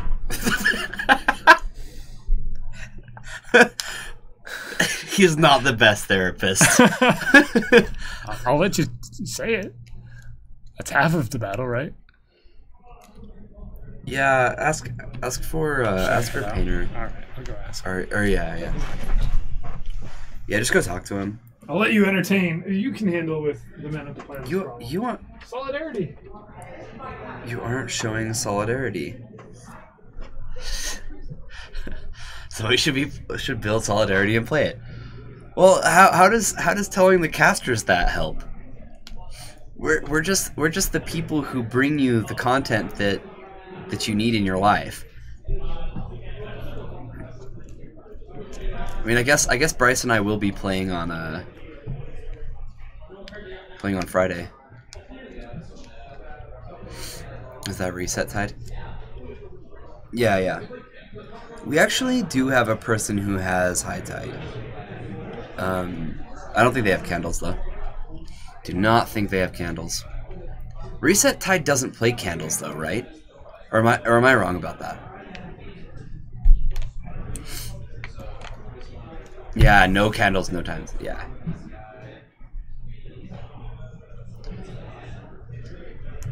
I feel like at that point we're just going to be watching somebody either play Solitaire. No. Yeah, that's how that deck works, right? Like it's pretty much like one player is going to play Solitaire, and that's pretty much how it goes. It's done. Whoever shows up gets to play.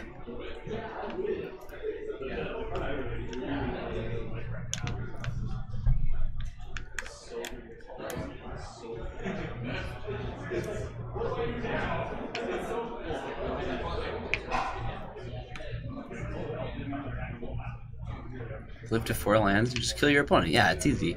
All you need to do is live to 4 lands. And resolve the thing that you need to resolve. Bizarro Storm is Solitaire-esque. Yeah, it is. At least that deck's like really interesting though. I think it's kind of cool. You don't care to win. I just want to draw cards for 15 minutes. Yep, just 15 minutes. Alright, I'm going to draw 2, and now I'm going to draw 1, and now I'm going to draw this many.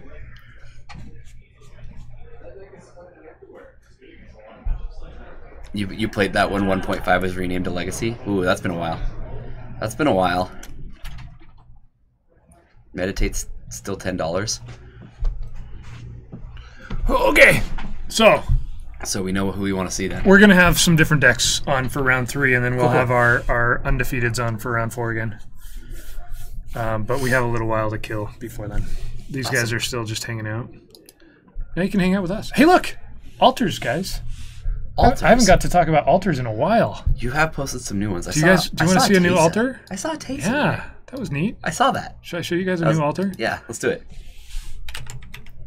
So, for those who don't know, or for those who have started watching our stream while Bryce was on strike, Bryce is actually like a really good artist, and he does all sorts of cool altars on Magic cards. He does really good and he does that for the people, you know. So we're gonna jump over and we're gonna take a look at his Facebook. What is happening? All right. So this all is the fastest way to show you guys. All of our labels are wrong on this page. Yeah. Just warning you. This is the fastest way to show. This is one I just finished. This one's headed all the way to South Korea. South Korea, huh? Which is kind of cool. This is on a foil Taysa. And it is very, very good looking. They're kind of cool. Yeah, I often I'll do a video so you can see what the foiling looks like with the altar, but I didn't this time. And these are kind of fun. So if you guys are interested, I purposely try and do ones that are legacy playable, like tournament playable. Yeah. I try to keep the main part of the art intact so that judges are going to side with you when it comes to you wanting to play with it in a tournament. So like I just recently did these for somebody. They're German, and there's a lot of text in the German names that you have to work on there. And I've done a bunch of different styles, different looks, but it's often this kind of circular patterned thing that somehow is around the main central character. And but I've gone and done a variety of different things as well. Wow. Yeah, I feel like you kind of started with like all sorts of different things, and then people have really liked that style from you. And that's what's been requested a lot. And that's kind of what it is in the altar world. It's once you start making a name for yourself, you kind of stick doing that same thing. Yeah. And so you see a lot of the similar style on my page, but there's a variety of different things that I've tried to do, and some of the things I've done I haven't even made the page. These actually go in the same deck as those spirit guides, and these were fun to do. So anyway, if anybody's ever interested in some EDH or legacy cards, send me a message, jump on here to just Felt Altars, and I'll get in chat with you. There you go. There's my 2-second plug of filling time there. It's a very he was just a very bloody survival. Yeah, it was a very bloody survival. So I'm gonna jump back. The request for this was I want a survival of the fittest with your arcane circles things, but bloody. That was the commission. So I think you achieved that. And then I showed one that had something kind of like this. He's like, could you add a little bit more blood? Okay, so old borders on modern cards is actually really tricky to do. I've seen some people do some foil peels that are well done, but it's not as simple to do it right as you haven't really done a lot of. You haven't messed with peels though. No. Everything I've done is this combination of paint and paint pens and brushed paint, and I let the people who do foil peels do foil peels. I figure there's enough other people doing it. Yeah. All right, let's put this back here and make this go away forever.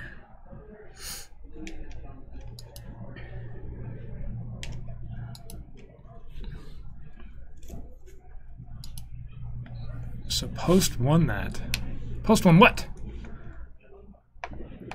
Legacy FNM. Oh, just because 12 Post against Spanish Inquisition. So for our next round, we're going to show you guys a red-white painter. Okay. But I think it's piloted by somebody who they might be new to it. Okay, that's fine. And then what's Tim playing? Tim's on Sultai Nick Fit. Okay. Yeah. Just more of a classic Nick Fit deck with like a Grave Titan and yeah, he has Grave Titan. He's got Carnage Tyrant.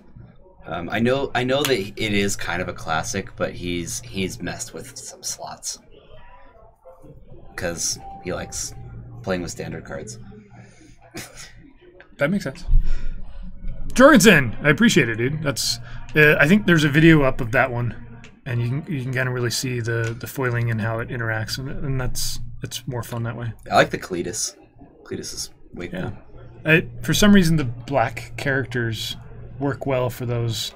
The circle patterns end up looking like a demonic type thing, I guess, and so Razaketh might be a little demonic. Yeah. Or he might actually just be demonic. And so I think I keep getting people that are like, ooh, I really think this will work with this character. And it's like, you're asking for the exact same thing on a different character. Okay, neat. Kind of makes it easy on you. Yeah, a little bit. I guess. It's also repetitive, but yeah, it's all right. It's all right. I think I have somebody that's going to do some equipment next, like a sort of Fire and Ice and a Jete, and we'll see how those go. Yeah, I've definitely done some brainstorms. There's some on there with that similar type of look. You can see one brainstorm that's just the kind of the base pattern that's just black, and then one that has the pattern applied to it. And you don't have to dig very far to find them. Did you ever sell the Guru brainstorm that you did? Wow. I don't think so. Do you still have it? I think so. Huh. I think it's still here. That one's pretty sweet. That one's kind of a copy of what somebody else did, though. Yeah. Whereas this is more my own style. Doing altars is kind of an interesting thing. It's a weird. Right now in the altar world, people are getting upset that people are altering power. So somebody posts a picture of like an altered lotus, and you get this like huge community saying, "What did you do to that lotus? You wrecked it. You destroyed it. What did you do?" And you have all these other people in the altar community saying, "Somebody owned it and wanted that done, and they did it. It doesn't harm you. Why are you upset?" It's kind of it doesn't harm you. A weird subworld to Magic. I think everybody values those kind of cards differently, and that's where the disconnect is. Some people feel like we need to preserve those things that are so rare, right? Which I understand where they're coming from, but like you said, like but it doesn't. So should everybody just slab them and never play with them, or right? And I do altars a little differently than others. I do a digital mock-up first. So if any of you guys are ever interested in something, you can kind of actually see what it'll look like before I start painting it. Mm-hmm. And I think that's why my style is a little different than everyone else's. But maybe there's altars for you. So we should have time in the round.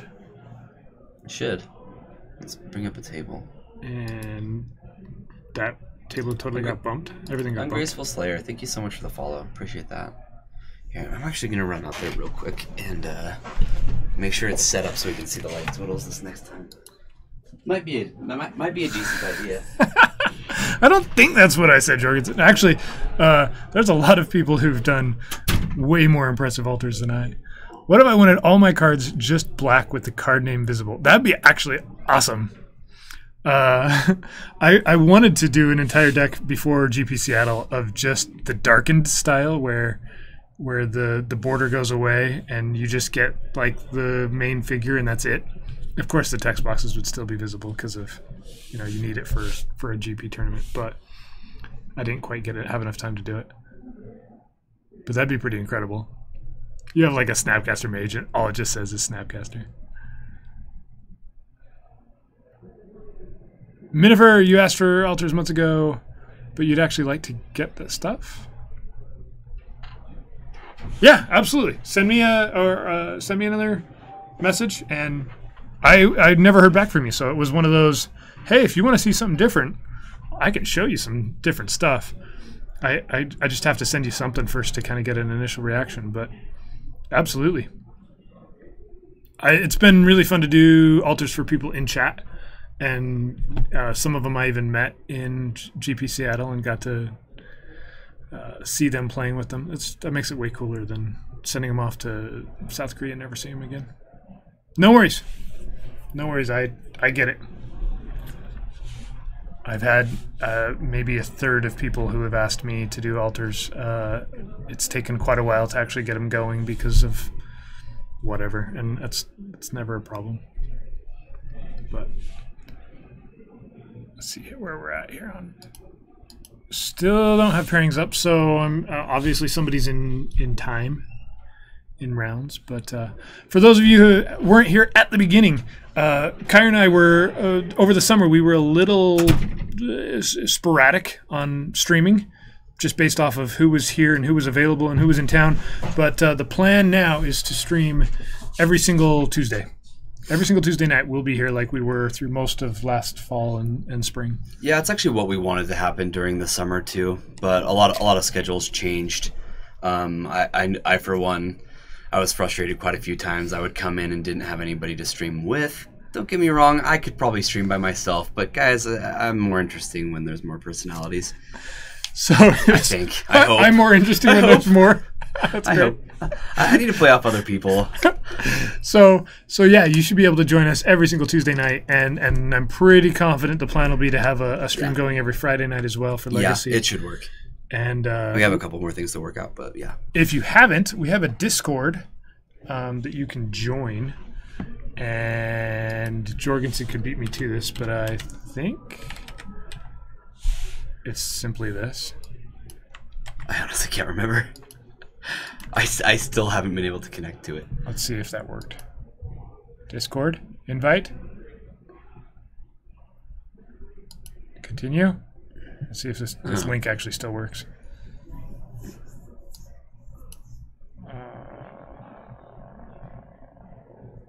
We're in somebody else's Discord. Yeah, it works that way. I'm super confused. Anyway, if that doesn't work, bother Jorgensen about it. So in this chat, we talk about all sorts of fun things that don't relate to anything. Yeah, usually.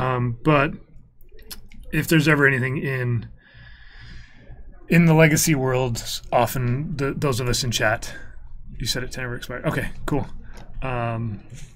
We just jump in there and share stuff, which is it's kind of a fun way to make this awesome chat that we've got going on Tuesday nights keep going forever. Yeah, definitely. And often it's just me and Jorgensen complaining about something. But yeah, there you go. Or him complaining about me not streaming. And then Brian jumping in and just talking about Food Chain. Yep. That seems like a normal thing. I think we even set up like 19 different rooms in the Discord for all of the different potential discussions, and none of them get used ever. Nope. There's even a GP Richmond one, completely blank. Great. Completely blank. Yeah. Mm-hmm. But if for some reason we don't stream or something like that, you can. Are you gonna be in Richmond? Nope. No. I will be here. Well, some of us will be. Some of us. Me, Brian, Terry. Probably. Yeah. Is there more people? Do you know of anybody else? Just 3 of like the 30 of us? Mm-hmm. Huh. I'll be there. We're gonna play some Magic. It'll be great. So there's a GP that's Legacy, and there's also like a Pro Tour qualifier, right? In Legacy. Yeah. But that one won't be streamed. No. Wait, Hackbert, you just linked like multiple Discords. I'm confused. Are they the same thing? Yeah, who knows? We have to click on them. He's doing this on purpose. Now the question is everybody in chat already in the Discord and they just never say anything ever? Because nobody just joined. Nobody has opinions. Nobody clicked it. I mean, I have some really bad puns that I put in there. And you can only experience them. We're trying to get more people to click it. No, puns are great if you just can read them. Yeah. And you don't have to even respond. Keep using your words. This is going well. All right. Why aren't we streaming it? Why don't we have rounds up? Don't scare them away, Bryce. When I was out there, they were like -5 minutes, so I'd assume that just one match is going extra long. Here we go. People are sitting down. There's a Tim. There's Tim. Tim is playing Nick Fit. Yeah. Factual Factual. Nick Fit. And we have no idea his opponent. So you should just leave the stream. No, you can do it later. Oh, if you're on mobile, then yeah. Yeah, if you're on mobile, for sure. That makes sense. So no. Wait for it. Multitasking. We have Tim playing Lennon. Is that what's happening here? I think that's what's happening. So we were going to show you guys a round of Nick Fit and a round with Red White Painter, but I think they're playing each other. Well, that'll be an interesting match. I'm not entirely sure what these guys' records are. We're in round 3, so who knows? All right. We don't want to miss out on any shuffling, so we're going to show you some shuffling. And we also have Terry. And Terry's playing Grixis? Control? Problem? Or maybe it's Grixis Delver. And his opponent is unknown to me. Maybe he's on Grixis Delver. I'm not sure. It's alright. We'll be surprised later. Grixis something. Maybe he's on Blue Black Death Shadow. He borrowed a Bitter Blossom from me. What else did he? 2 Preordain and an Inquisition? Is that? That's not Shadow, is it? Is he on Blue Black Shadow?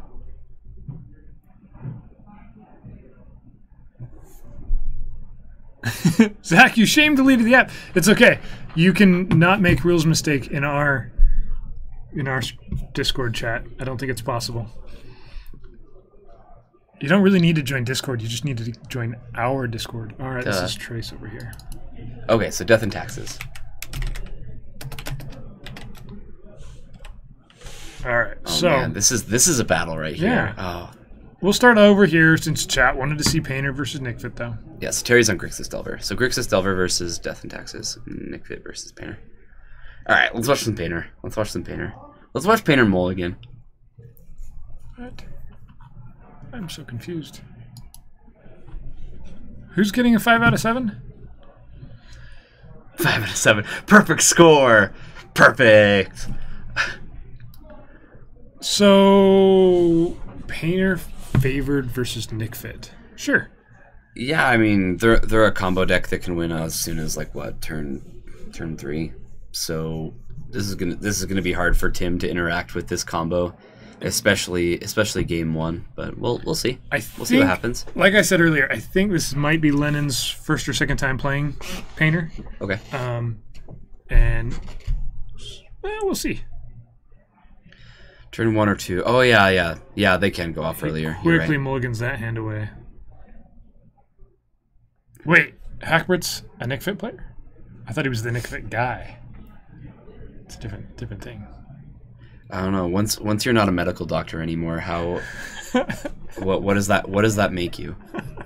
Like, if you were a Nick Fit player and a medical doctor, once you lose your medical doctor status, then what are you? What happened to Nate? Nate was in here the first round. No shade, but that's great. He's playing. Yeah, he just had a round 1 bye. Yeah, had a bye, decided to come back and hang out with us for a little bit. And yeah, the Nick Bird. Oh, you don't play Nick Fit. You just Nick Fits. There you go.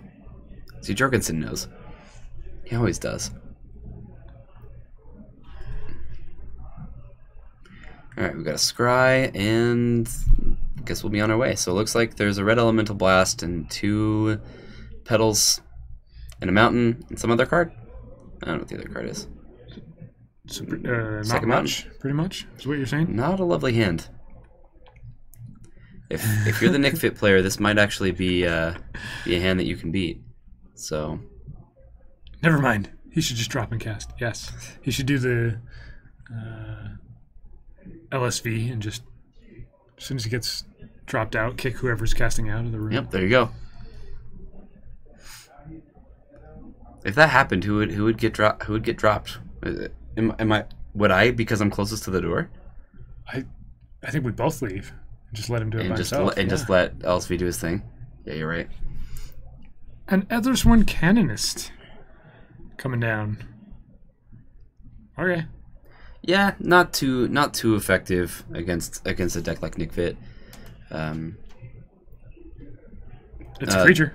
This particular Nick Fit deck is Sultai, and it will have some Force of Wills. Is that an Enlightened Tutor you just drew? Looks that way. He's probably not going to be casting this until he has one of his pieces, though. Either that, or he just wants to find another threat. I don't know. That's pretty strange. And he really might have no idea what Tim is on right now. Party Catacombs, Polluted Delta could be. No turn 1 play, no turn 2 play? Yeah, that's... Okay, yep. We're doing all the things.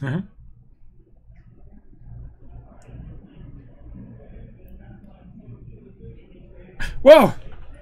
Captain QC! Exclamation point.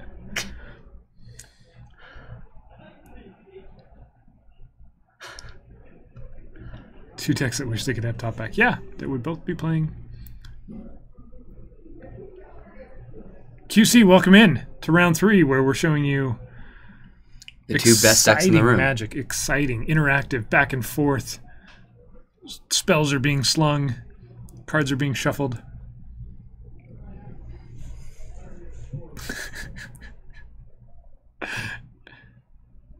Veterans are being wait, no. Okay, so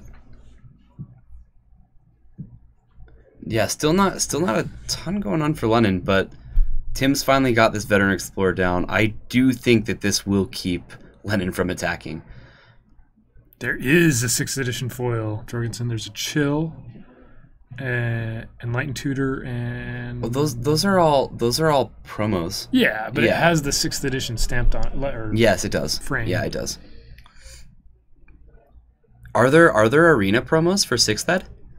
Did he straight up Basic cheat? lands? He did straight up cheat. Who? He fetched a forest with his Polluted Delta. He's the one fetch that he can't get the card he wanted. Here, should I actually change it, or does this matter? Stop! Everybody stop! All right, yeah. What is the correct? Make him switch which? Yeah, I will. Fetch land he did. I love chat. You guys are so great. Wait, everybody stop playing Magic. This is the most egregious cheat ever of all time. It doesn't matter. No, the other option. Make him fail to find, exile the forest, and disqualify it to draw now. I just love it when stuff like this happens because not only did he somehow mess that up, but the opponent was also like, "Yep, Polluted Delta for the forest, Yep, go on." Some people watch Paper Magic just for this exact thing, right? This is their moment. That was them winning. The chat just won. Look, they said they won. My eyes. That's great. Chat lethal. At least when I make a mistake, it actually is like, You're calling the GCI right brutal and game altering, and nobody knows what to do. That was. No, seriously. The last like 3 times that there's been like a mistake on camera, I've gone out and it's Bryce. It's freaking Bryce. Like, and your opponent never sees it either. So like it's just this thing with Bryce where he's like super distracting to himself and people around I'm just him. Making bad jokes. Yes. The funny part about that one though is like he could have fetched a forest with literally either other land. Yeah. Pretty funny. Pretty harmless, but oh well. All right, he's gonna fetch all these. I wonder if he's just doing this to try to like get lands out of his deck. I'm not sure if he actually has a 5-drop. It could be a Thrag Tusk. Could be. There's a Phyrexian Tower. Okay, we got a. Yep, there's Grave Titan. Well, so what's Lennon's odds of beating Grave Titan? He could combo off right here. Next turn. Can he? Yeah. Right. If he draws one of the pieces and he's got an inland too, so it's a turn away, but that's all he needs. Yeah, he'd still have to draw. The Grave Titan isn't game ending this turn, though. No, of course not. Yep. So here goes the pedal, and here's the Enlightened Tutor. I'm not sure this is correct. Could he get Ensnaring Bridge? Yes, but he chose not to. I probably would have. Painter typically plays Bridge, right? Yeah. Well, there's the Painter, and we'll see if the Grindstone can come I'm off not the a top Painter next player person at all, right? But is it more correct to go get the Grindstone here so that if you do draw an Imperial Recruiter. A recruiter, you can find Imperial Recruiter. Yeah, I think there are more tutors for the creature than none. So, but I think I would have waited anyway just to see what the draw would be, right? Oh yeah. Okay, the Painter lets him blast the Titan. Yeah, that makes sense. But yeah. The magic, the card actually does a thing other than just be a dead card. Yeah, completely forgot about the Red Elemental Blast in the hand. It's kind of a weird wait. Might as well just blast him right then, right? We just tapped out. But should be fine. Before going to combat. Yeah, before combat, let's Red Elemental Blast this here guy. This guy right here.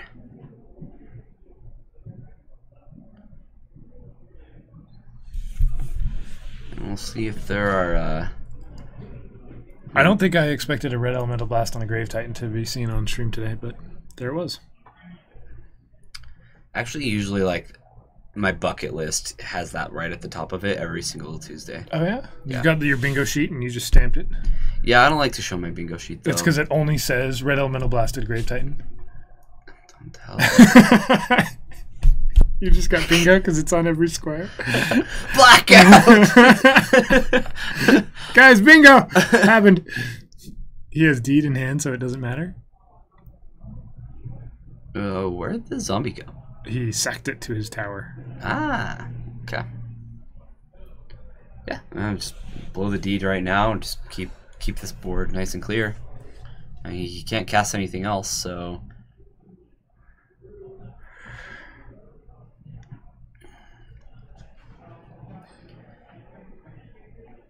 Pernicious Deed's a good card.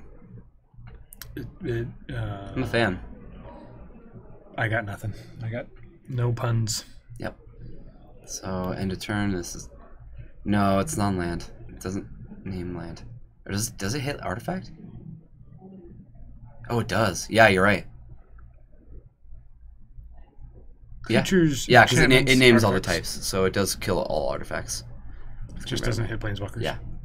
Definitely kills the Great Furnace. Good call. Good call.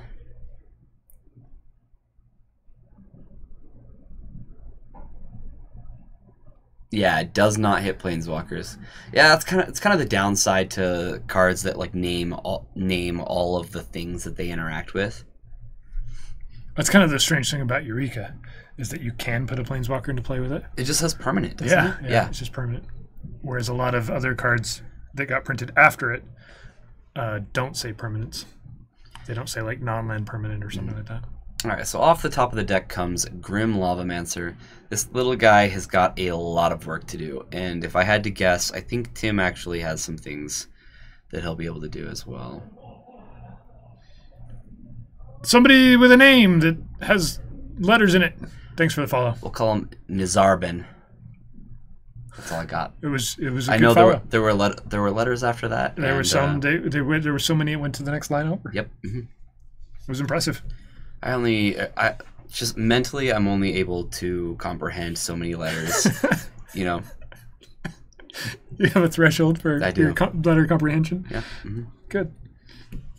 So, people have to deal with that. All right.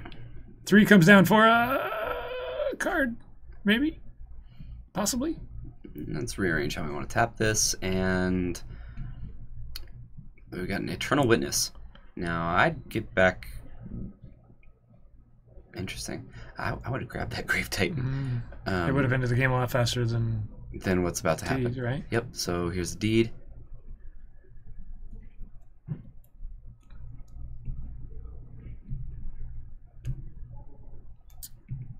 I guess if he has action in his hand, then the Pernicious Deed guarantees not dying to combo in a few turns. But I don't think I'd be worried about that.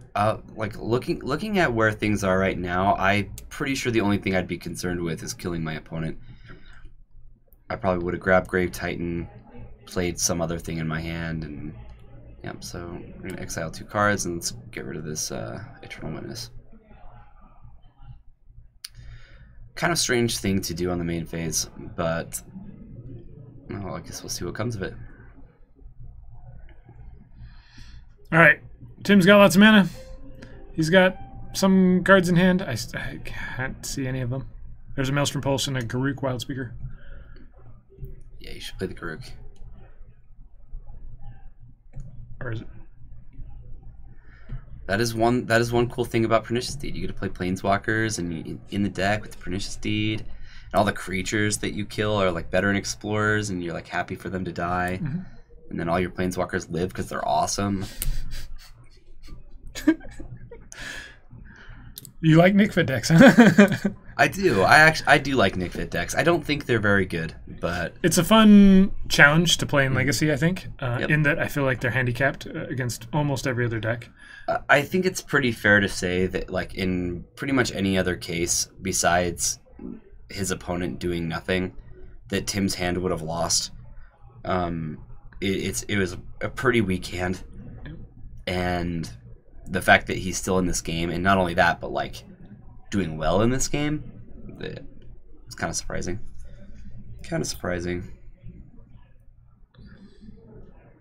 Yeah, let's just Maelstrom Pulse a little thing that, oh well. Yeah. What is Nick Fit's best matchup?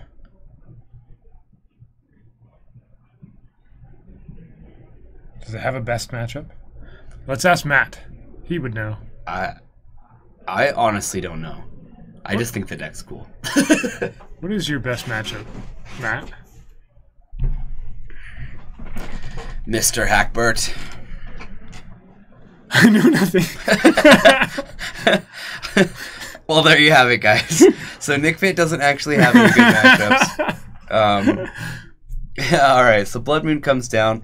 Not doing a whole lot against this Nick Fit deck. But it's a Veteran Explorer deck, so lots of basics in there.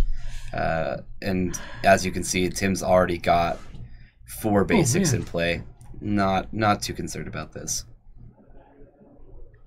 He gets to cast all his spells. The Garruk he can no longer cast. But No, that's true. It's 4-color Nick Fit now. Hey, look. Achievement unlocked. Alright, 6 mana. What's 6 mana?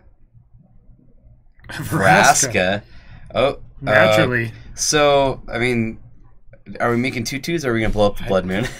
Find out what the card even does? I don't even know So what it makes a 2/2 menace creature. And then it's -3 will destroy an enchantment or artifact. And you get a treasure token. Naturally. Need one of those. Yeah, and then its ultimate puts your opponent's life total to 1. Goodness. Well, that's what we expected to see, right? Uh-huh.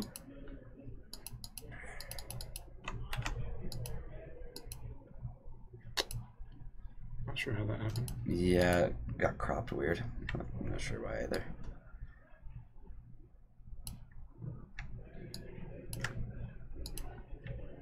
One second, guys. This is really. Oh my gosh.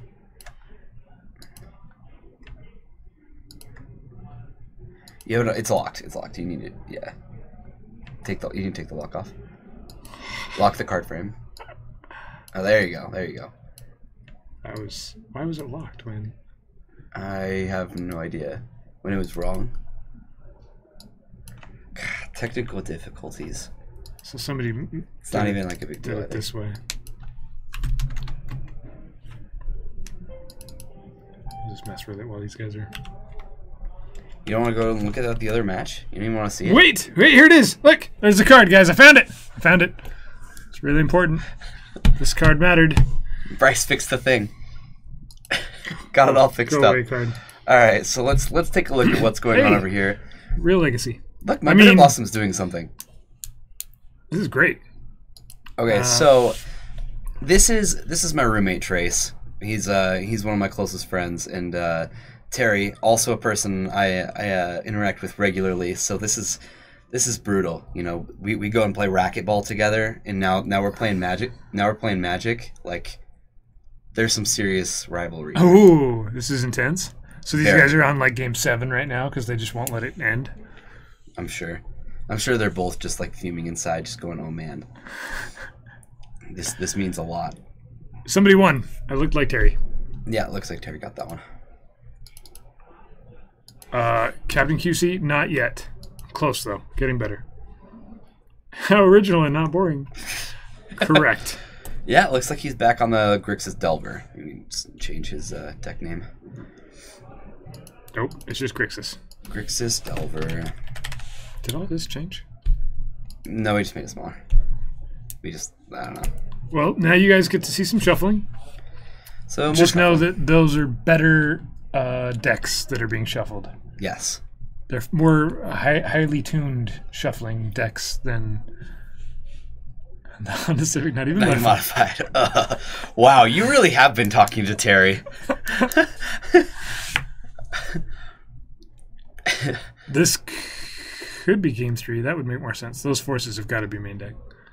That is actually what Terry says all the time. Just like he just talks about his dreams of jumping in his Honda Civic, and he always talks about how he's got a Delver hanging out in his passenger seat, and like young Pyromancer and Gurmag Angler are hanging out in the back seat. You know, just they like hanging out together, and he'll go on and on.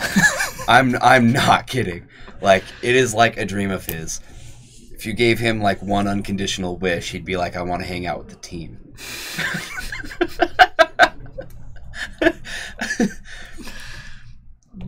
Okay. No, I'm just telling you. Friends don't that's not a mediocre dream. That's a pretty cool dream. You get to hang out with this insect thing and your Yeah. Honda Civic. That'd be a good time. Yeah, and a big old fish. Oh dear. All right, we'll jump back over to this match to see how it plays out. Probably a little differently than last time. That's right, Perry and Repost Legacy. No, it's Legacy. There's spaces. You're acting like the spaces are like rests in music. For sure. Hey, it's a smuggler's copter. Banned in modern. Must be playable in legacy. Gurmag Angler would destroy the suspension in the Civic. You'd have a bad time. Knowing Terry, he would make it work. Legal in modern? He'd customize the suspension. It's banned in something. I don't know what. Is it legal in modern? What card? Smuggler's copter. It's just banned No, in banned standard. Just standard. Shows how much attention I pay to Yeah. standard and modern.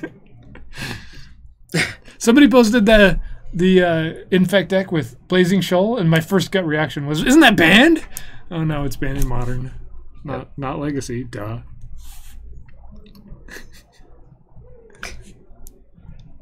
Yep. Ooh, Cabal Therapy. I would choose the wrong thing here if this was me. I think you need to name one of the combo pieces.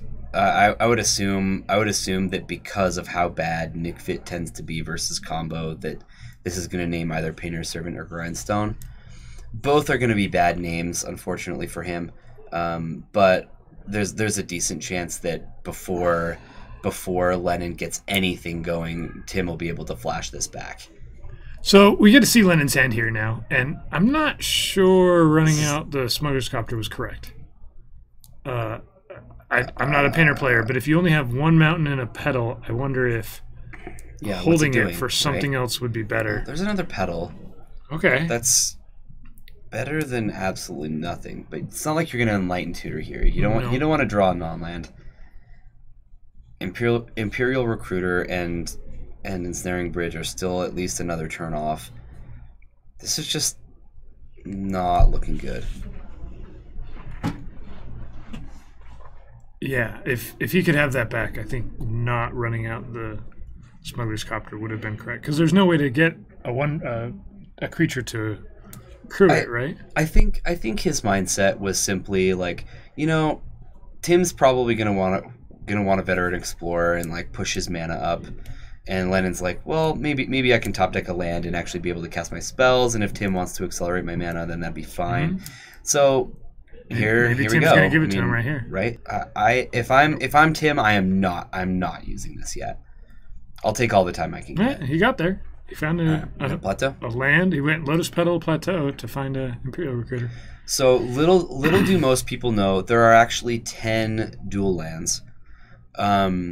Most people think there are only 9, but this card is called Plateau. It taps for either red or white mana. Your choice. Are you sure it counts as a dual land? Yeah. I mean, it was so bad that they had to change the art. Diabetic Freak, thank you so much for the subscription. We know who the real hero is now. That's awesome. We got an actual subscription. If you guys want, we'll let you use a Twitch Prime subscription. It'd be fine.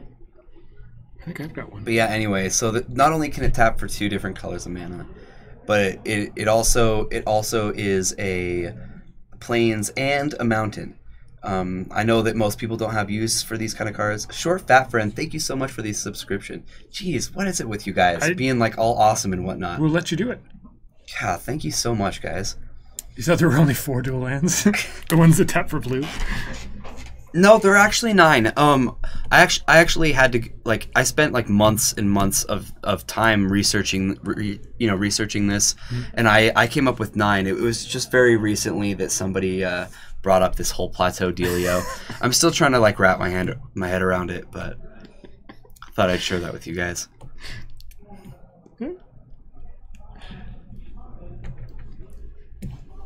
Oh, and Bayou. That's the 5th one. Okay. Uh-huh. That's Trop Underground Volcanic Bayou. There's not. What about Tundra? Is Tundra count? Is that like a? What's that? Is that like just below the dual lands?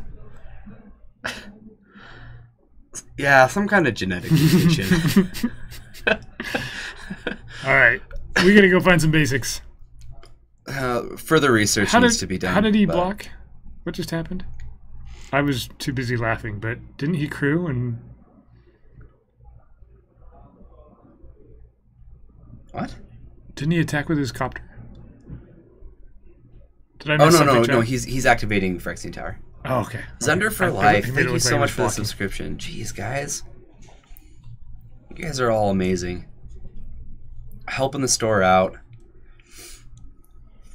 How can we not stream How can we not continue streaming? I already told everybody that we were going to stream every Tuesday. If you're helping us out like this, and then they subscribe. There's nothing to give them. This is wonderful. You guys are amazing. It is really cool. We're working on expanding and growing our stream here so that we can get up to what do you call it? Twitch partner? Yeah, we'd like to be partnered with Twitch, definitely. We've been running this stream for over a year, you know, and we have a pretty steady following, but we'd like to grow. Of course. So we're gonna try like and to do that. see if we can't add some more content besides just our amazingness that we normally do on Tuesdays and Fridays. We have some other plans, guys. They're coming up. We're gonna be giving some more legacy content, I hope. Tundra Wolves. Yes, that's what I was talking about. The Tundra Wolves. It's everybody knows that's the 6th dual land. You know, I always felt like it was the weirdest dual land because I don't typically attack with my duels, you know? You should. They're better. I don't actually usually pay mana for them either.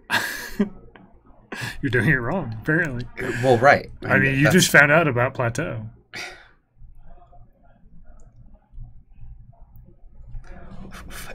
Okay. Unless he has an out, he can just die here? Wait. Because he already got the servant, right? I think he needs one more turn, but yes. Yeah, so Tim will be looking for a couple specific cards. It's going to be Pernicious Deed or Maelstrom Pulse. Looks like Lennon won't be able to go off in one turn by playing both and activating, so he'll have to put at least something in.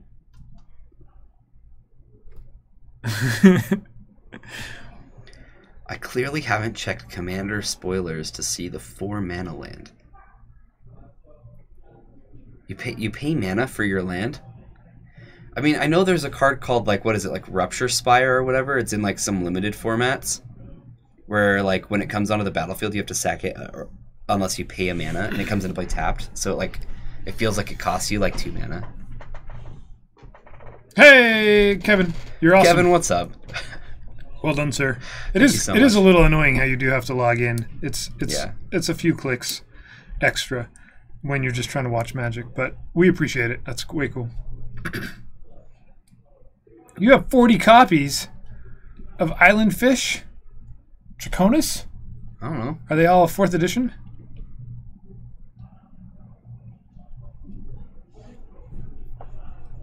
Aw, MTG Bot doesn't have the new commander cards. Draconis. Jaxconis. I don't know what it is. Jaxconis. How do you actually say it? Can you say it out loud so that we can hear it?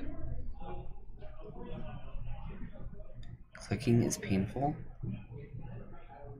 How much to alter one? If we could do that, send me a message.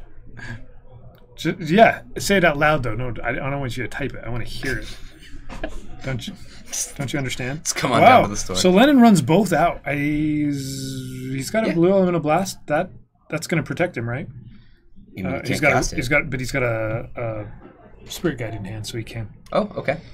So he's safe to run yeah, it out. we'll see what Tim has here. This is going to be an abrupt decay. The one thing that he can't counter. Yeah, so this is exactly what I was saying. Is like Tim's got the removal. He has the removal for the permanence, and that's how he's going to act. You know, that's how he's going to do this. Yep. That doesn't do anything. No, this can't be countered. Nope. If I was Tim, I'd just be like, you can take that back. Whoa! It's a card in our chat. Whoa. The Slumbering Isle. This thing is great. I like this card. This is like a fixed version of what Dark Depths should be. Success! You figured it out. It's a 4 mana land, really? Yeah. It's a 4 mana card that's a creature, but it enters as a land. And the land can tap for green or blue? But it comes into play tapped. Why would you pay 4 mana for a come into play land that just gets wasted? Shh. Because it's a fixed Dark Depths. Should have already beat the island. You know, I have high expectations for you people in chat, and just sometimes, man. Just sometimes. Yeah, it's not for Legacy or Modern, really, even. You wouldn't, Kyler. That's why the card's bad. Oh, okay. All right. It can be a commander. It can be a commander? Because it's a legend. That's great. Oh, it's a creature. Oh, I do kind of want to land as a commander. Yeah. That's kind of cool. You should see the rules text for this card. It's amazing. Is it like there's all weird over the place? Interactions that happen for different things. We chatted about it in Discord. Nobody was impressed. I chatted about it with myself in Discord. When did we say we wanted to be the best? Like no one ever was. Yeah. That's what Commander means, isn't it? Always. I want to be the best always. I think you should play that card, Zach, in Legacy and make it happen. Yeah, Zach. The 10th duel, City of Trader. You can turn 3. Yeah, why would you pay 4 mana when you can only pay 3? The 10th duel. Yeah. Not Plateau. You're right. The other 10th duel. Mm-hmm.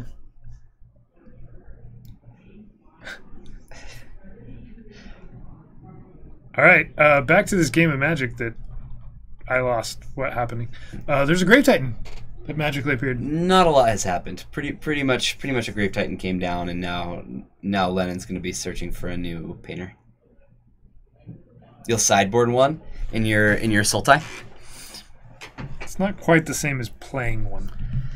It's a land that pitches to Force of Will without a painter in play. This is amazing. And it's not, if it came into play untapped, I think it actually would be playable in Modern. But because it comes into play tapped, I think it's just bad. Look at that. We've got a guy in here who top aided a PPTQ here once. That's sweet. It's pretty cool.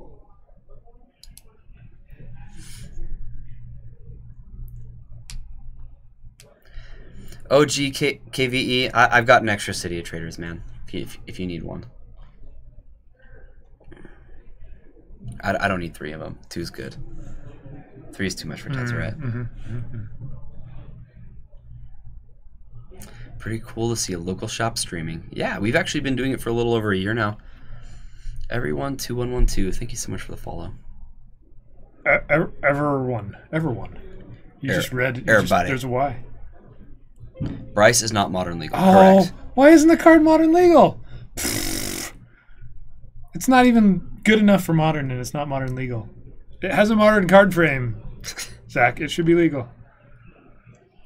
Yeah, double check it. Come on, Zach. All right, we're still on this same turn, aren't we? Yeah. Okay, I'm excited. I mean, this is just lands in hand, or he's got a little ape and nothing else. Yeah, Bryce alters. What? I do. Click the link if you want to. Check it out, Crimson Viper. Man, he's just going to be Crimson Viper from now on. Yeah, I don't even know what this new name thing is. Yeah. I can't even read it.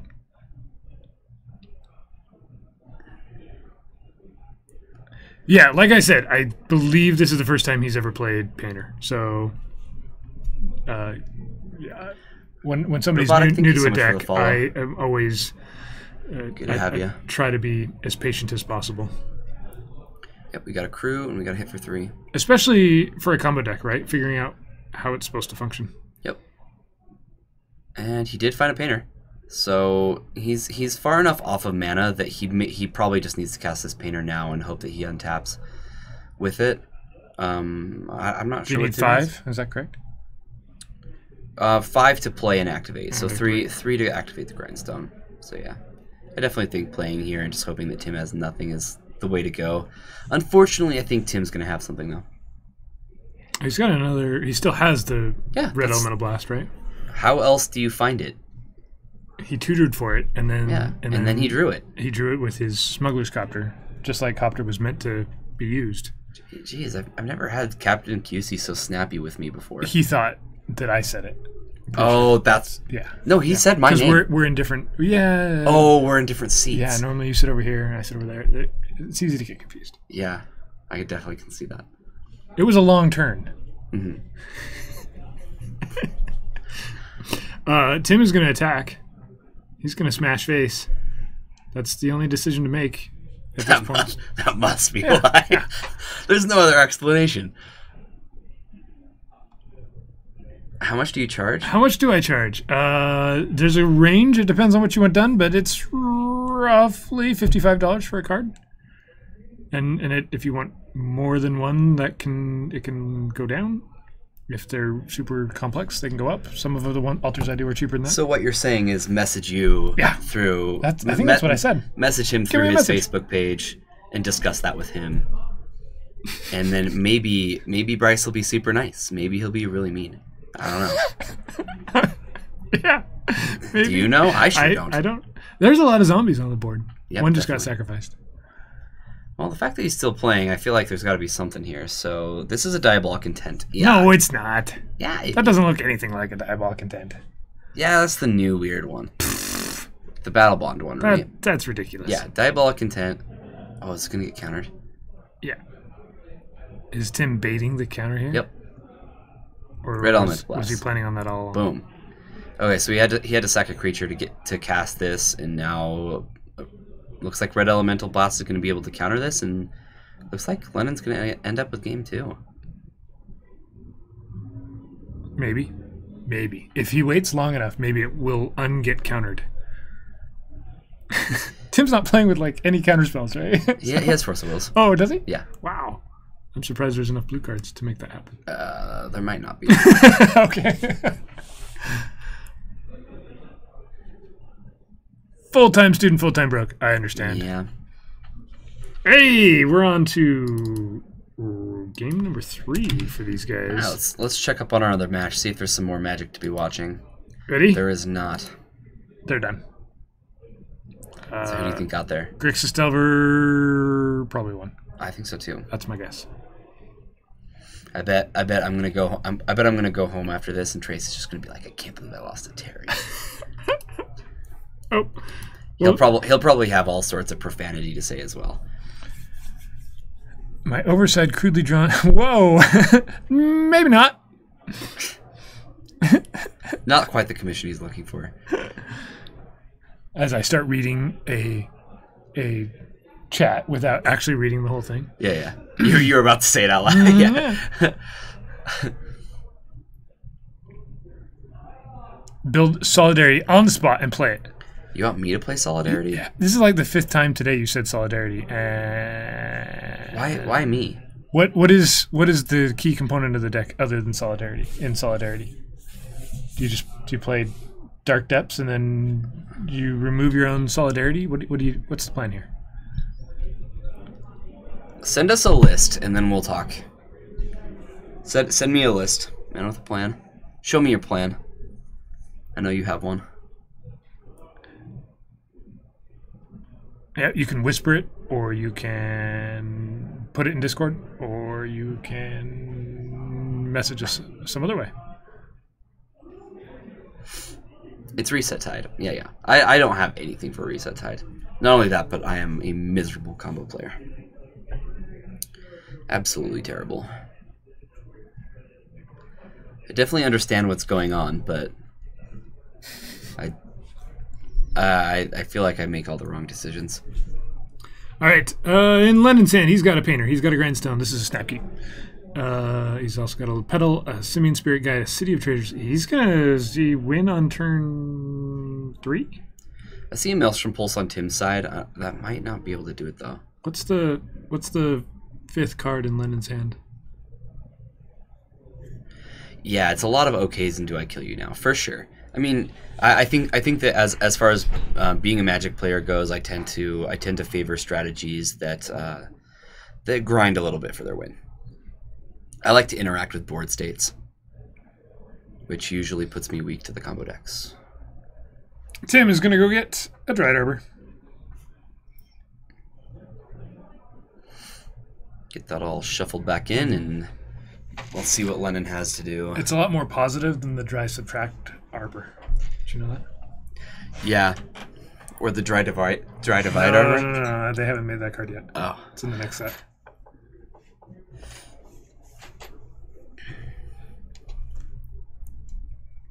You sent us a link with a list. Yes, you did. He's got a plan. I knew he did. There's a list in this link. Well done. Lotus Petal. Lotus Petal. He's storming off. Storm count 2. It's a really old list. Woof. Actually, I'm really not far off from being able to play this. I would not need much. 1, 2. Wait, that's not enough, is it? I think I just need Meditates. Doesn't he need to activate it? Lennon just played that all out as if he had won, but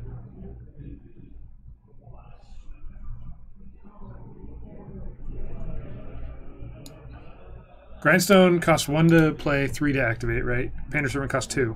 So he's got enough to play them all, but not enough to activate, correct?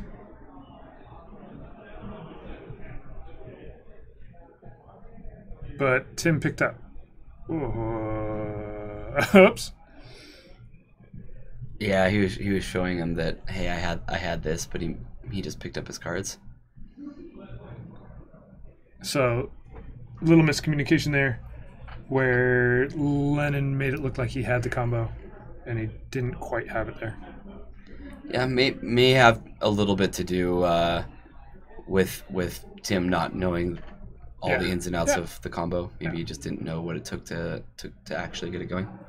So, next round in about 5 minutes time. We've had rounds be going about to time today. Yeah, they've gone pretty close. At least within 10 minutes. We'll probably have our undefeateds up for round 4, which I don't know what they are. We'll find out. It'll be exciting. It could very well be Terry on Grixis Delver. Maybe against Josh on Miracles. And Josh on Miracles, or who did Josh play last? We didn't see. Don't know. I'd expect to see Terry, though. Maybe we can ask this person, whoever's going to walk through.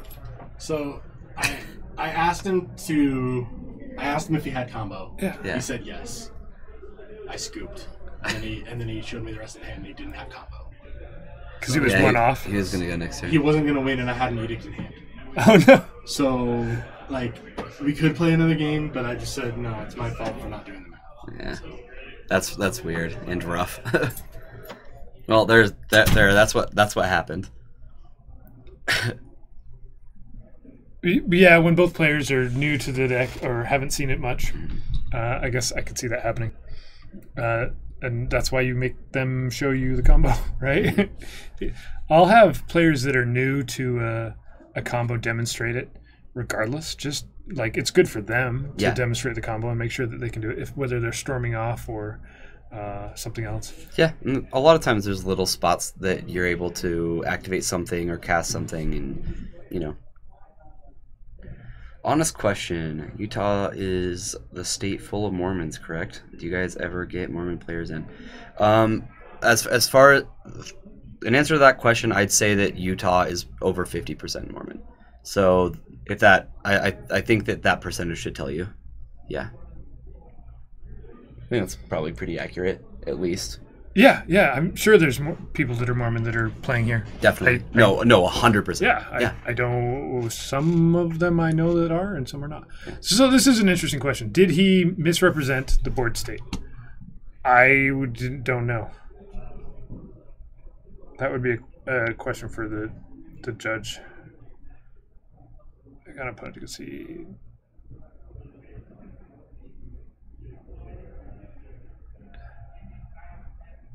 Because he did have all the combo pieces, but could he combo off that turn? No. And if you misrepresent it by saying yes, you have it. Yeah, Crimson Viper, they do not believe that. I can definitely answer that. Oh yeah, they do not believe that. In early '90s, around 4th edition, a lot of parents didn't like Magic the Gathering, but it wasn't just a Utah thing. This was nationwide. Yeah. That's why we have cards like, is it Terror? Terror, where the Pentagon was removed, and Demonic was as a whole was removed from the game of Magic. Right? We had, what was the change? We went away from demons into Vampire Tutor. That's why we have Vampire Tutor instead of Demonic Tutor and stuff like that. Unholy Strength. Yeah. Unholy Strength. So that wasn't by any means just a Utah thing. That was just a 90s thing, and parents not understanding what Magic was about. Yeah. The culture of the store here, honestly, if you sat down and talked to most people, you wouldn't know who is and who isn't. So definitely not. Yeah. Definitely not weird. Yeah, in any way, shape, or form. I've lived in Utah my whole life, and I'm not LDS, I'm not Mormon, but have obviously been around it my whole life. And as after traveling quite a bit and going to different parts of the country, I'm pretty sure it's just as religious as many other. I think if you get into the Bible Belt area in the South, Yeah. religion Those are is like the actually most dense a areas. more part of life than it is here in Utah, where we have Mormonism, and Yep. it's just actually another like- Christian religion. Yeah. There's also a copy card redemption, which is similar. Like they changed the card because of that whole '90s devil. Yeah, it's kind of nice that Magic is able to go back to that and be accepted. I don't hear any of that anymore. Where I have not. heard moms are anything. throwing Yeah. out kids' card collection because of something. Also, though, since the '90s, our world has definitely become a lot less superstitious, just overall. So. Oh, Redemption is a similar game, and it's a Christian version of Magic? Interesting. I've never heard of that. Yeah, I've never heard of that. Huh. It's always fascinating how in chat we'll just get the Mormon question sometimes. I think it's actually always Crimson Viper, too. He comes in and says two things. He says, what's the greatest format? And, hey, you got... No, I'm just kidding. Just kidding. All right. Round. This almost looked like we had round. Maybe not. Maybe not. Round, maybe not. Wait. Non-interactive says don't talk to strangers online. Huh. I'm confused. Just some friendly advice.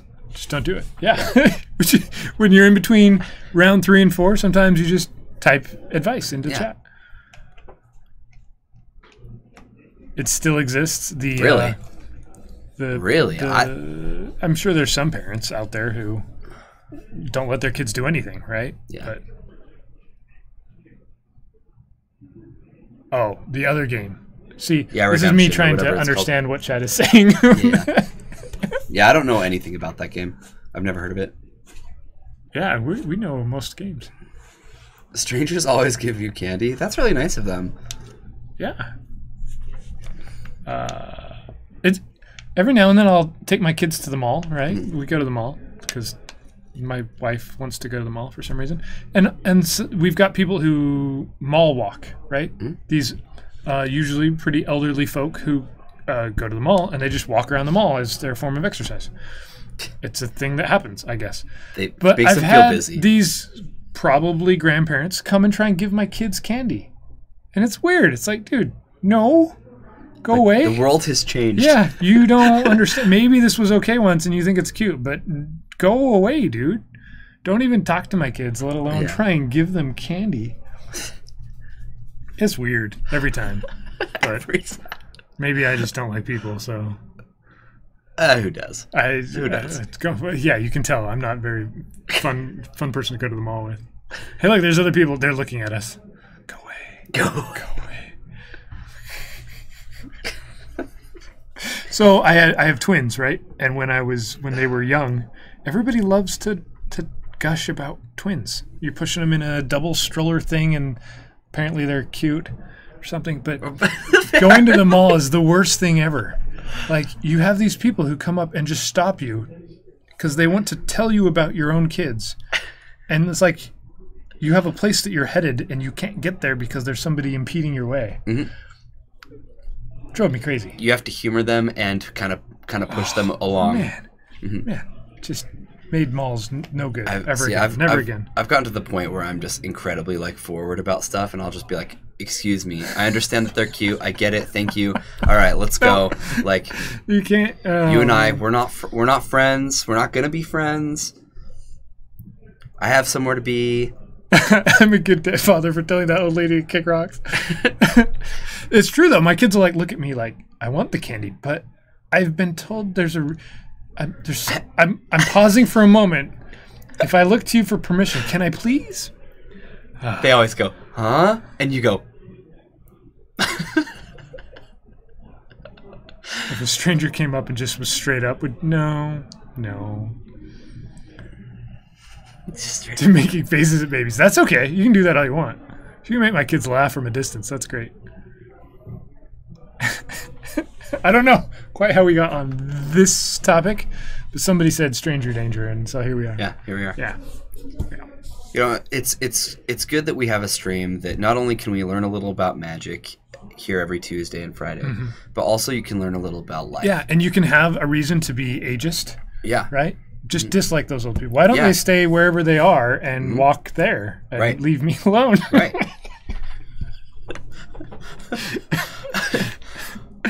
They're not even buying anything at the mall. They're just taking up space. Nope. Oh, Twitch chat is the strange. So we shouldn't wait. Twitch chat is death? Yeah, I've been talking to Twitch chat for a little while now. I've even been a part of it on occasion, and I have yet to feel that way. You haven't died? Pretty sure? No, Still here. Okay. Okay. For now. Is it kind of a slow burn type thing?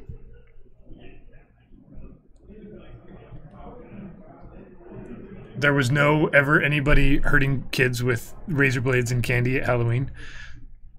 Probably not. But even when I was a kid growing up, you like didn't eat the candy that couldn't be wrapped, right? That wasn't like packaged still. That hasn't changed.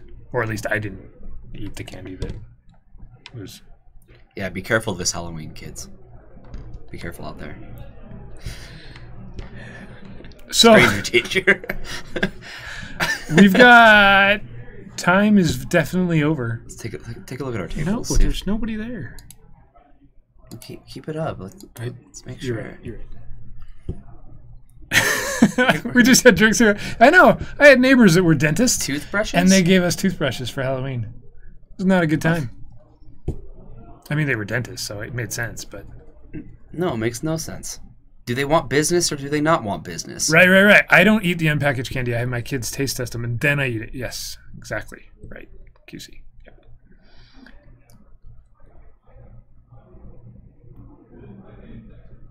If he wasn't new, he would have played the copter, and then Edict would have done nothing.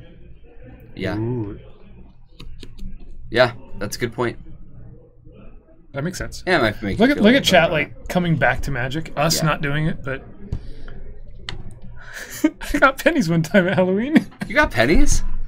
That's sweet. They're actually like really useful. You can use them as like counters in Magic. I love how we can get on something that's totally off topic, right? And we got all these people that have been chatting with us all night long about Magic, and then we get completely off topic, and Mac tonight comes out of nowhere. He's like, I got pennies. I want to join this chat now. That's great. Please do. That's fantastic. Anybody that is just hanging out and waiting for Magic to be played, you can chat with us and tell us about your Halloween candy experience. What is this Magic thing? I'll get back to you on that. Yeah, maybe. All right, I'm gonna. Dude, update cookies these so are we're ready to go good. here. Cookies are good.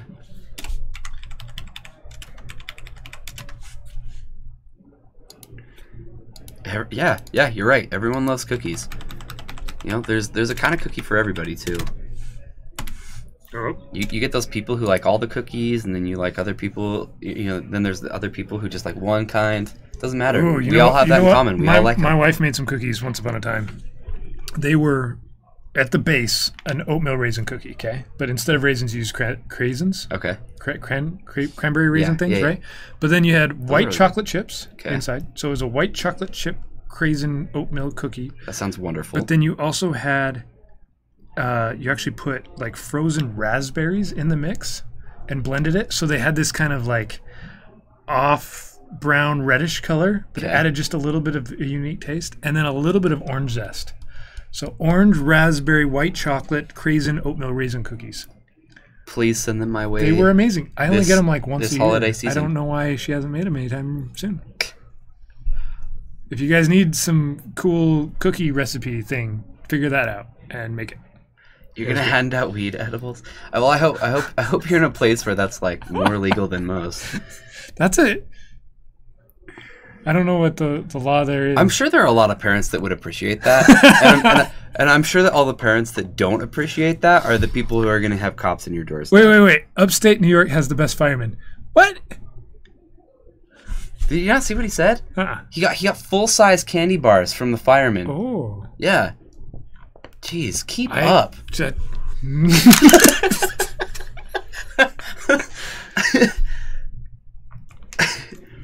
Yeah, never legal for kids. Why don't we have round 4 yet? I don't know, man. Chat, why hasn't it started? Man. I don't know. Round 4 would be nice right around now. But dude, guys, I appreciate it. We've kept 70 viewers while we've talked about like stranger danger and Halloween candy. Who doesn't want to talk? I've been in Twitch chats that are way less exciting than that.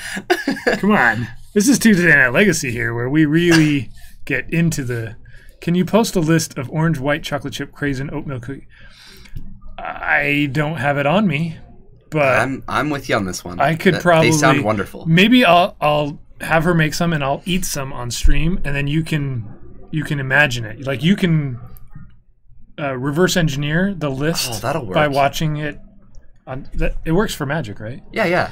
I'll eat them, and other people get to enjoy that experience with me. Perfect. I like this plan.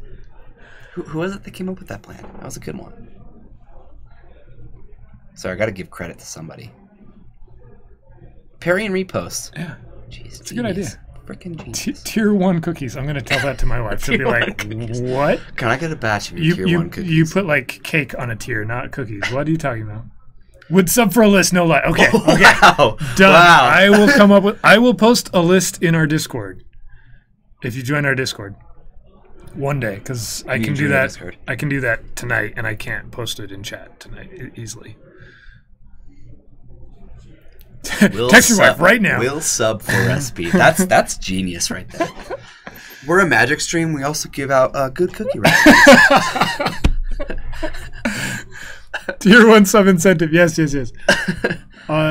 Discord? Question mark? Yeah. Try that again. Call her right now on stream. Like, there's the Discord. Jump in there, and I'll put it on there later tonight. White chocolate macadamia nut are the best. They are like.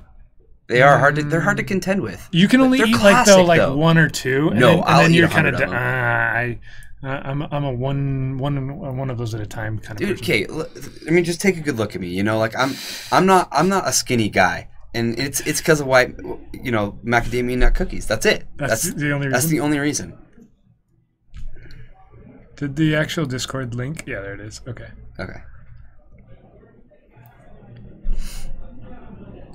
I really do not know why we don't have round 4 up yet. It's been a really long time. There's one match that's going 10 minutes over here. Let me go check. Sure. Yeah. I will be back. We'll see how close we are for you guys. Conveniently, I need another water anyway. We'll have some. I think some undefeateds here. Tell you my address. No. I'll give you the recipe though. Don't click the link. It's a virus. That was straight. It just said Discord. These cookies are healthy-ish for you. We can pretend.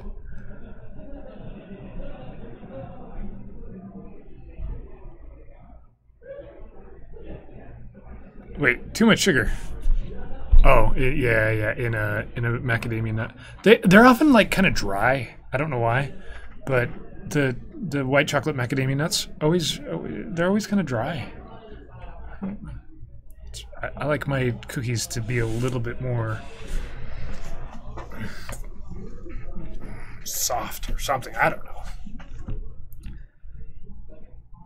They have calories, and your body needs those, so obviously they are healthy. Yes, and you often drink milk with them, and so that's healthy.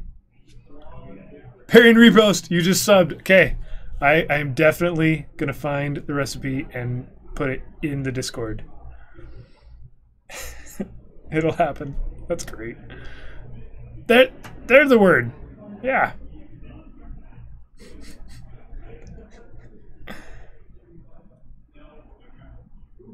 I like it. So we went strangers in a mall to Halloween to unique cookie recipes. That seems like a Tuesday Night Legacy type of chat right there. Diabetic freak, I should know. Because it's in my chat name, so obviously. Obviously. If you're diabetic, then you just use the sugar-free version, obviously.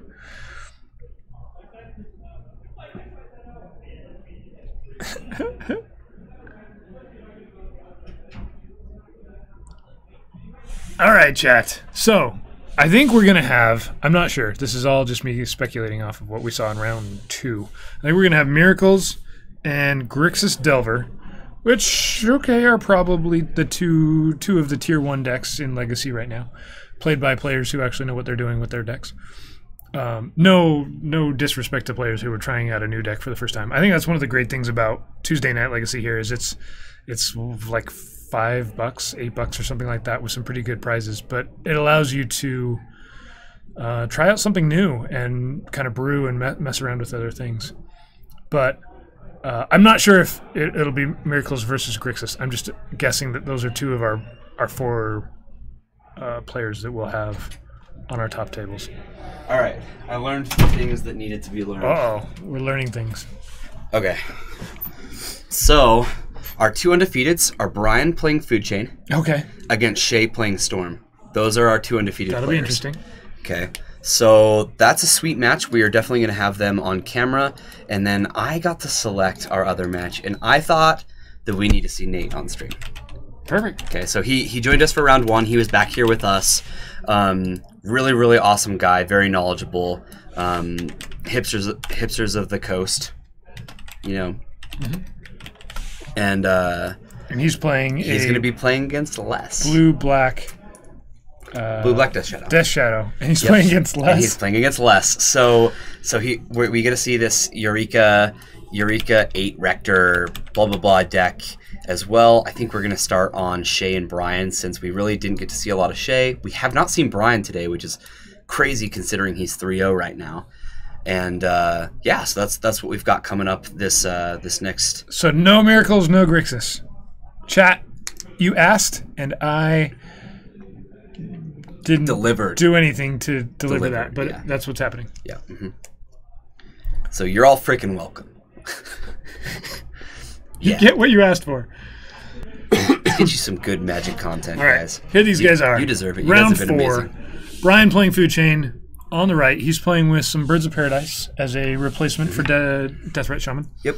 The card that should not be named. You know, like the deck got a little bit worse, but he keeps testing it and it keeps doing well. And I don't know a lot of people who knows Food Chain better than Brian. I mean, if you've ever watched one of our streams where Brian's been here in the booth, like he's obsessed with this deck. You know, he loves it.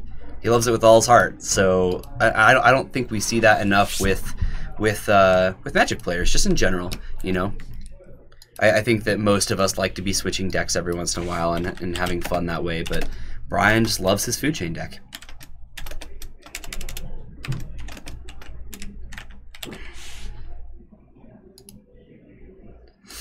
So Food Chain versus Storm.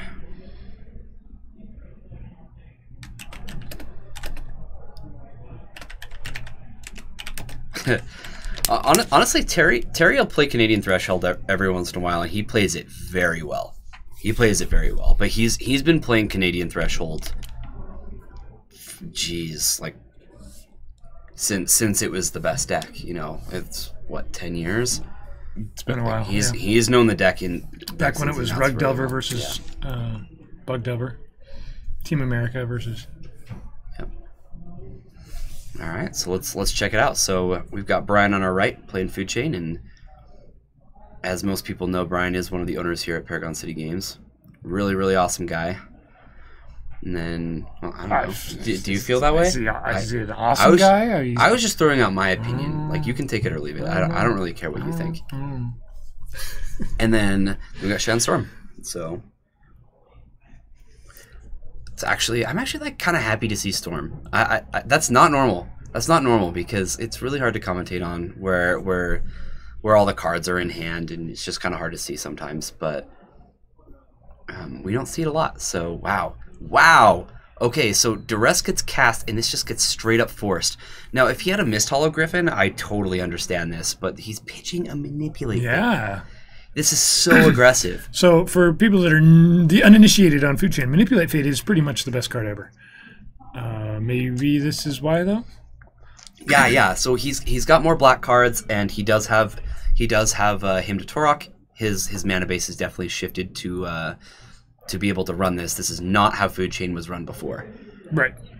It's going to hit Preordain and maybe a Dark Ritual, but I'm not sure what the black card under it. Maybe a Cabal Therapy, something like that. So we've got a Surgical Extraction. Main deck Surgical? Apparently. All right, well, no more Hymn to Toroks for you. And I think there's only 2 in the deck in Brian's build. Well, at very least, Shay kind of gets to know what he's dealing with a little bit, right? Brian's hand is Birds of Paradise, Eternal Scourge, and Abrupt Decay. This is not a good hand for Storm. Now he was able to protect his Hymn to Torok and Hymn to Torok. Maybe that gives Brian extra turns to survive here. But he only has one of his combo pieces. He still needs a Food Chain and a Ballista. And a land. Yeah. Yeah, and a land. He doesn't have green. Well, he's gonna. Yeah, he can't play the Birds of Paradise, huh? Yeah. That's a rough keep. Definitely. So Brian was banking on Force of Will and Hymn to Torok. We've definitely already seen that Shay plays with some interesting cards in his main deck. I wouldn't put it past him, but to have Surgical main, but who knows? It's not like this is a deckless tournament, so.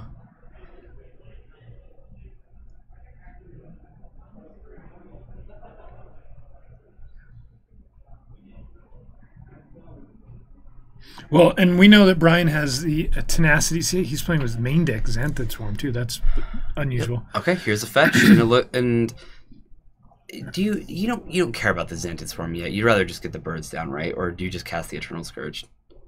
I don't really know what, like, all three things to do seem like medium. Yeah, right? the Swarm doesn't matter at the moment. No, not yet. It might soon. Yes, main deck Xanthid. I do know that he has main deck Xanthid. 100%. That was an 0-1 with flying that just blocked an 0-1 with flying. Yeah, that happened. It was neat. Mm-hmm. Xanthid Swarm attacked, Brian blocked, and they bounced.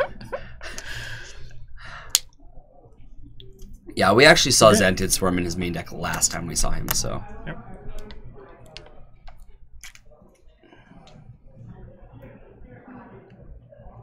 So Storm is kind of unique in that Storm players have this like ultimate optimal build, right? Yeah. And everybody either plays the Ant or Tess. But that doesn't mean that the deck can't be tweaked with and, and messed around with for a local meta or for your play style.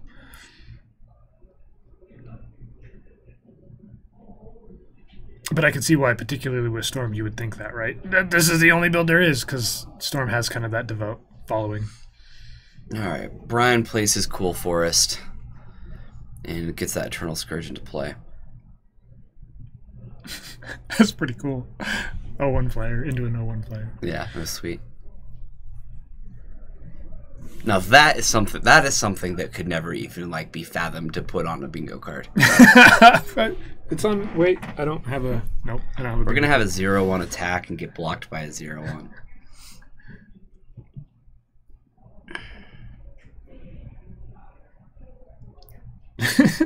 That also seems sketch. I agree.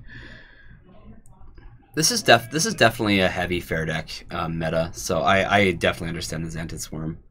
Oh, Brainstorm's a good card to draw. All right. If you can successfully get your opponent to discard a Food Chain and then Surgical it, then Food Chain becomes a fairly slow mid-range deck with a bunch of 3/3s, which Storm should be able to beat. It should be. That's not probably your game plan. Yeah, I think Shay will probably board out the Surgical Extraction. Not doing a whole lot. And so here Brian just needs a Food Chain now to win. And looks like we found a Tombstalker. Well, this at least presents a really, really quick clock for Brian. We'll see if Shay can go off before that. He may still be recovering from this Hymn to Tarok, you know. What does a Tombstalker do? It stalks tombs. And what does that mean? It doesn't sound very difficult. They kind of just stay there, right? Yeah, you just kind of make sure that it's being watched. Uh-huh. And you follow it. Well, right. You don't want it to get away or anything. Right. Yeah. And you like harass it, kind of? Yeah, you want them to know that you're there, but Right. you don't want them to know who you are. You're not a tomb watcher. You're a tomb stalker. Yeah, you got to stalk it. What? Chat, could you help me out here? You guys do not have to help him. An Eternal Scourge sounds a lot scarier than a Tombstalker. I agree, and one of them is definitely less scary than the other. All right, so here's a big old walking ballista, and this is probably just going to be like, hey, all right, Shay, here's the turn. I win next turn. Show me Unless that you're going to go this off. turn. He's going to try. Yep. Ball therapy, empty hand. Wow. Okay. I've got rituals. Yeah, he all he had was rituals. Yeah. Wow. Yeah, if he finds goodness. Oh, it hunts in tombs. It stalks other people that are in. Wait. Is there like so? Wait, what you're saying is that it hunts tombs in the tombs? All right. This other much more fascinating game of Magic over here, we get to see Les's hand. Les has a Arena Rector and 2 Eurekas in hand. He just cast Lingering Souls. Yeah, this will keep them alive for a little bit. Lingering Souls gets to block a Delver. And something got thought seized away. It looks like the Academy Rector got thought seized away. See, this seems like a fascinating matchup to me. I don't think this is one-sided in any way, shape, or form. Have you played this yet? No, I haven't played No? it. How would you Shadow. feel about it? Because you've definitely played the Eureka Rector deck a little bit in the last week or so. I think you'd be pretty fine, right? Decks that are trying to win through ground combat, usually these Rector decks do pretty well between having Veteran Explorer and these things that you want to block with and have die, and when they do die, you win the game. Against Delver, I put back in Lingering Souls partially just for that. And I think there's some pretty good game there. There's not a huge amount of counter magic, but there is enough that you have to play smart and play around it. And that's what Cabal Therapy is for. You get to brag a little bit. Man with a Plan likes your Guru basics. There are some Guru basics and some altered basics. Yeah. I finally got them all. Got played by it sounds more accurate. yeah. I don't play the deck. Wait. I make mistakes with it. Flashback Lingering Souls, and that gets... Stubborn Denials. Stubbornly denied. Yep, and now it's a 4-turn clock. What you going to do, Les? You just play an Arena Rector and have it get blocked. Yeah, I think that's a good plan. Nah, I'd cast Eureka. Then put it... Probably not correct there, but What? If you draw anything at all, suddenly Eureka becomes good. Yep. So... Gurmag Angler's too big for Ugin to actually like handle, so you'd want to go Nicol Bolas here, right? Yeah, you want to take the creature for sure. Ugin could be correct depending on what else gets played, but unfortunately, if he attacks and blocks, then you're getting a tapped Gurmag Angler, which maybe is incorrect, right? Yeah. All right, there's a Death Shadow. But I don't think Nate's going to attack. I agree with you. I kind of want to see a Planeswalker drawn by Les right now, or just something large, or just a sack outlet or anything else. Yeah, Yeah, having your Cabal Therapy be already used or pretty much anything but a land. And Les is going to like what he sees. Yep, here's Eureka. Here we So go. this is going to be something big. Yep, Sandworm Convergence. That's big. Sandwich Convergence gets a red. I like it.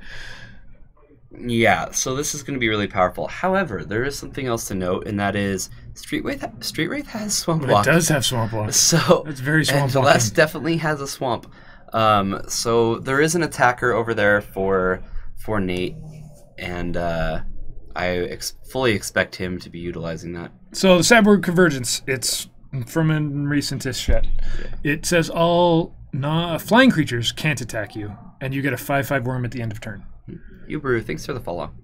There we go. It's a sack outlet. That's what this Cabal Therapy is. Yep. He gets to name something. Mm-hmm. You could name... Does it even matter here what you name? No. You could name Stifle if this was a sideboard match, and it's not that. Yep, he just reveals an Underground Sea, and it looks like he's just going to cast this again. We're going to exile the...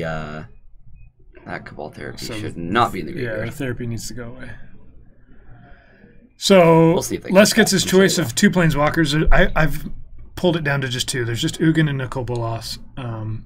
Pretty sure you just want Bolas here. I would just take control of this Street Wraith.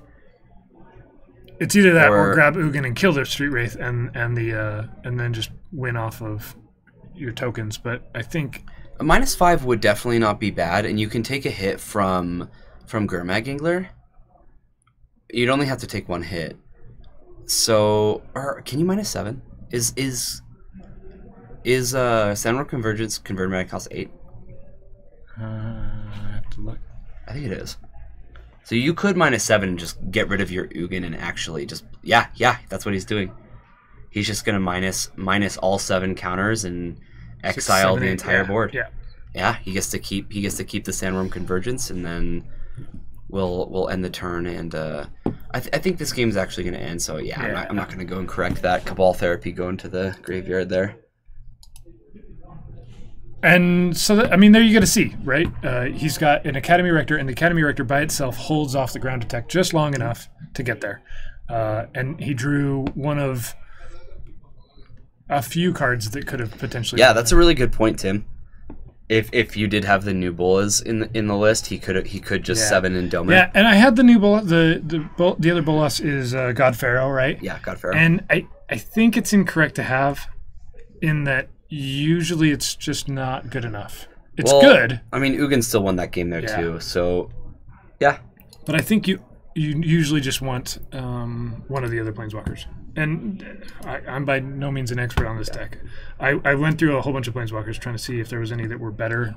Even Elspeth Sun's Champion as a card that would be playable outside. Yeah, just barely got asked. Yeah, and it's good, but I think, again, Ugin just better. All right, here we are in Game 2, and we had Brian win Game 1. Yeah, so Cabal Therapy gets cast, and looks like a miss. So I guess we'll see what Brian has as a follow-up here. And I do think that Brian was on a mulligan. I think this is just Game 2. I think we're just rolling into the next game. Awesome. Okay, all right. Relic of Progenitus, actually quite relevant in this matchup. Yeah, I said the same thing. And at one point I tried Liliana of the Veil, which I think is an interesting card in the deck, as you're playing kind of that Thoughtseize, Cabal Therapy, make them discard cards. It also is a sack outlet if you need to. But I put in a second Ancient Tomb instead.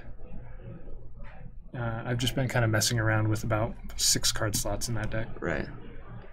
So this Relic of Progenitus is powerful enough to keep Shay from going off with Past in Flames, which Past in Flames is the most comfortable win. Like, even though Ad Nauseam is obviously a card that's going to come in and probably win the game as well, probably. Past in Flames is usually the most comfortable, so that this does take away that. Level plus option. Relic is pretty rough. Yeah, this is brutal. Okay, Island off the top, but still, this still doesn't work well with Ponder and Brainstorm, due to this lovely Leo over here. He just wants a handshake, man. He drew the island that he wanted. I think you still play the Ponder here to rearrange the top 3 or shuffle, unless you have something else you can be doing. Yeah.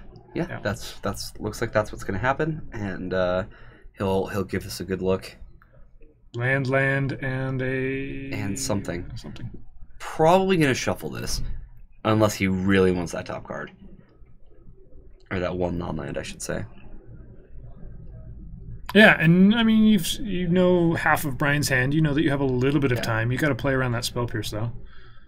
I actually think Brian's in a really good position to win this match. That's great. Shay knew that he paused when he saw Leovold, right? So he realized he wouldn't be able to draw a card. He ponders, but it's so natural to draw your card after ponder. He still tried to, and Brian had to be like, nope, can't do that. Yeah. And he's like, I know. Leovold gets in for 3 and a him to draw. Wow. Brian is not a nice person. Wow, Brian. Yeah, Brian's got the draw up. Like, he really does have the things in his deck to take care of these combo matchups, and we're seeing that now. 2 rituals, 1 a dark ritual and 1 a Cabal ritual. Yeah, I don't actually think it matters what Brian hits with this him. You just want there to be less cards out there, and yeah, Surgical's going to take out him again. And if you're Brian, do you care about this? I don't think so. Not at all. Like, Shay knows that there was only a second one in the deck, so he's surgicaling for 1 card. I guess it's the worst card he wants to see, and it's the only target in the graveyard that's playable there. If I'm Brian, with this relic sitting there, I'd consider using my own Surgical on my own graveyard just to get rid of some fetches, or just to thin out some of the land draws, because he's in a really good spot. Yeah, he doesn't need to do that. He doesn't need to do that. Yeah. But I'm just saying, like, I think you'd say that the Surgical just looks so pointless as a way to make your opponent shuffle their library or something like that. Yeah. It's probably a stronger ability. You could relic to stop it. Yeah, I just don't think he cares. Yeah, losing the 1 him that's in his library probably just doesn't matter. I definitely, if I was Brian, I would not care. I'd let it resolve.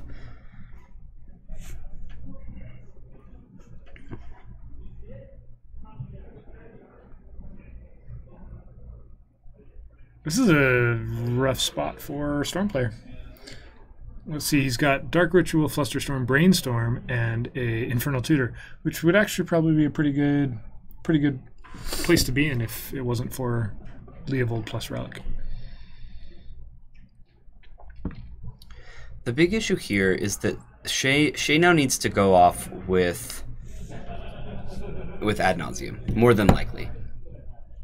And to do that, he needs quite the life total, and this Leovold's packing in 3 damage a turn. So the window's closing very quickly.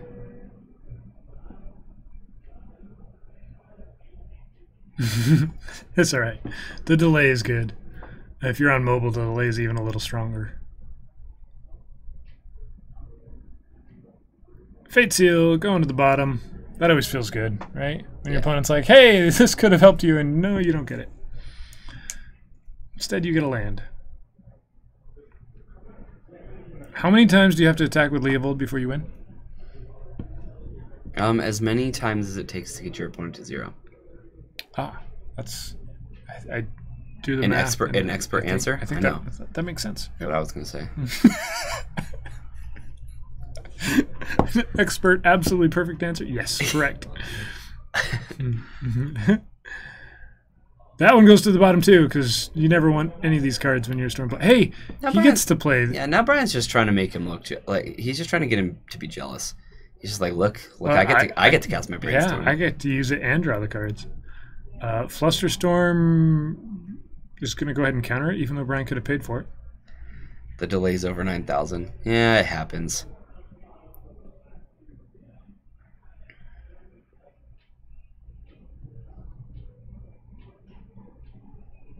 We're very live if you're on not mobile. It's not anything we're doing on our end. That's just the way Twitch works with mobile. I think this game's very over. I think so too. Do you guys think this game's very over? Yeah, I do. I'll jump over, and then looks like there's multiple Death Shadows and a Delver facing down a library. Looks like Nate smells blood. Let's show you guys the sports date real quick, and I'll keep watching the other match if anything dramatically changes. Yeah, I think so, Zach. I think it is a 0-outer. So Les has a Sylvan Library and an Academy Rector. Is he just going to die? Yeah, he's just going to die to Force of Will. That happens. Hopefully, I want to see Game 3. 2 Death Shadows, yeah. These guys are going to be done, so we're on Game 3. So, over on our other table, it looks like we're infernal tutoring I'll jump back. for a second dark ritual.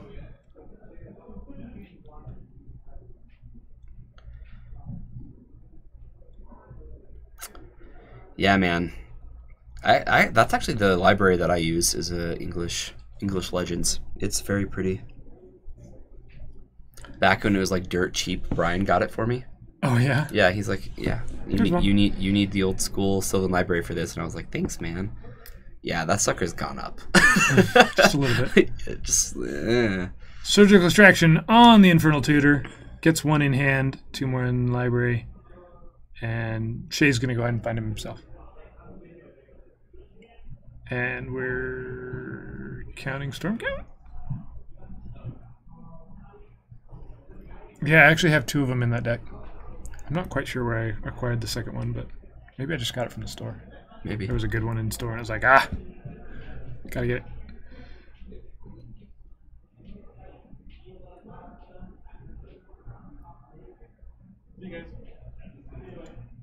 Another Fate Seal.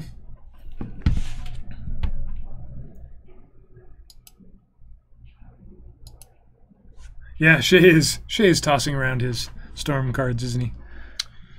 Yeah, I am still playing LOM. I'm doing all right. Like, I've definitely had some rough tournaments lately, and I think it's been mostly due to matchup. I've been fighting all the unfair matchups recently, and that's just been rough. But I feel like I'm playing well, and I've been doing a lot of studying towards like sideboarding and stuff like that. So, and I think it's been for the better. So, all right. That's what I plan to play in Richmond. We'll see what our other match is getting started on game 3, and this is still over. Yep. So we're going to show you guys game 3 here. Les just thought seized Nate and took a daze. Okay. And It took a daze or it got dazed? he saw the hand. Oh, so yeah, it yeah. took it. Definitely. Took a daze. Interesting. Nate goes down to 18 and draws a card. This Thoughtseize is getting Flusterstormed. Okay. And Veteran Explorer is getting Force of Willed. Okay. That's interesting. Yeah. Okay. That's a pretty strong plan, that right? makes sense. That makes sense. Yep, we've got a wasteland, taking those lands out, and I would assume that Les is going to be just pushed off a land enough to the point where he's going to grab a basic here. Either that or he's just going to go flat out no fear. Yeah. No fear. If this is a library, then he's fine. Yeah, I think so. If it's not a library, it's a duress. Collective brutality. Yep, so he'll take a Force of Will, and all that's left is a Death Shadow. Grimmack Yeah, there's a Grimmack Angler. and a game-winning card off the top. Okay. So Les needs a blocker. There are some. we can just barely hear Nate through the wall. He said, "This card is so stupid." He's sitting with 1 land, and now he has a 5/5 in play. At least the Death Shadow is unplayable at this point in the game. Right, and another thing to mention is that most of Les's like creatures are going to block this really well. Yeah. So I guess the big question is does Les have one? Right. And it doesn't look like he does. There's a lot of them. There's a lot of creatures that you can get between Veteran Explorer, Rectors, Living Wishes for those cards, He wants Lingering a Rector. Souls. Yeah. He wants a Rector bad. He's got what? 3 more turns to do it? Does he have another land in hand? That's a Force of Will for Nate off the top. So I think Nate's gonna get this. He's got to go creature here. Yeah, he's got a Savannah in hand. He can still fetch for Dryad Arbor. Nope, no more Dryad Arbor in this deck. No Dryad Arbor? No. But that's the trick. That's the thing that you do. There's only one. Okay. All right. You get a flashback. Okay. You got. Yeah, Lingering Souls was a great draw. Yeah. It ate the Force of Will. Yep, and it's going to block and he still for gets 2 2 turns. blocks. That buys him more turns than anything else would have. For sure. This deck only has 1 of the enchantment, the Evolutionary Leap. Yeah. And for a while, I wasn't even playing the Lingering Souls. Yep, there's a Delver, and then we're going to see a swing and a block.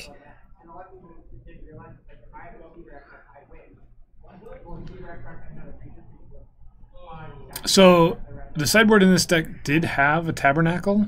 I never had it because I just never wanted it. Well, I mean, I don't have a Tabernacle either, but and a Reanimate's going to be harsh.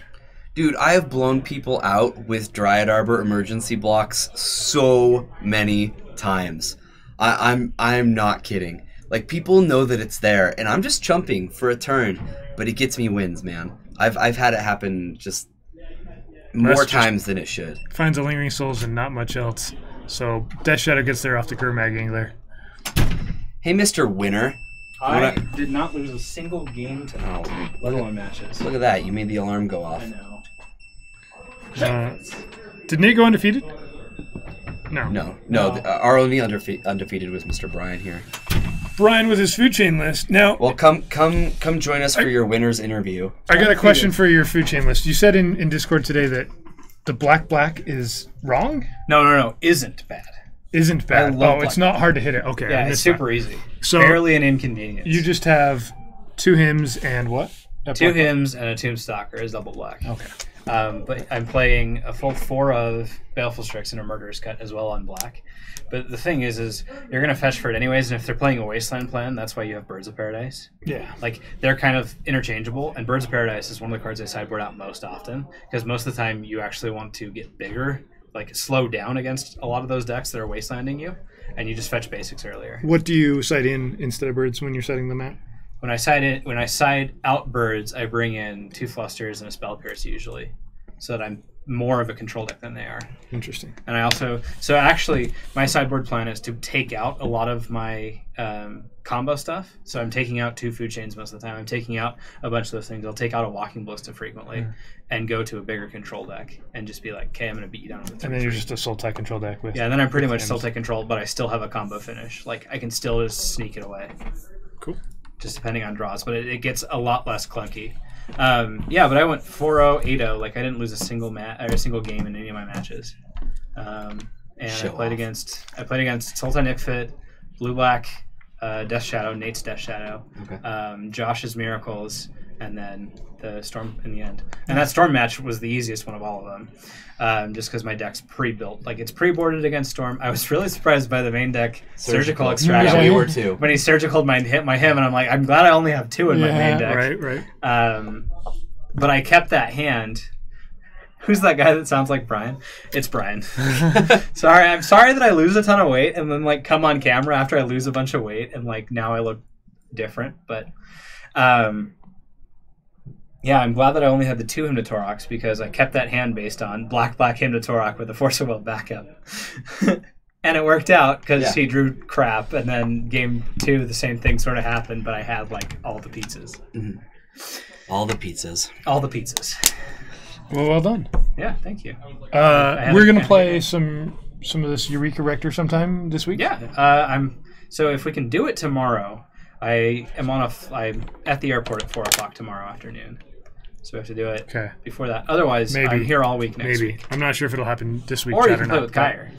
Yeah, school starts next week, so I'm more available. But then let's plan on next week. Okay, next week we'll show you guys for all the people. We'll play it on Magic Online and run through a league with the changes that I've made that I think made the deck better, and maybe we can tweak it a little bit more. The deck's super sweet. I really enjoyed it the first time that we played, and even watching Les play through it, like, he was kind of stumbling around with some of the stuff that he was doing, but the lines in it seem so good most of the time. There's so many good outs against all the problems that we had before, and now you don't have to worry about Deathrite Shaman. Right, exactly. I really love that. That's I think the original. I mean, as long as you don't play against my food chain deck, like, you don't have to worry about main deck rest or Relic of Progenitus. It does make it harder. Just like our matchup on Saturday. So, for everybody else in chat that have hung out and joined us for some Tuesday Night Legacy, we will be back here next Tuesday. We'll have some other casters in here for Friday Night Magic. Captain QC knows. Exactly. Captain QC knows.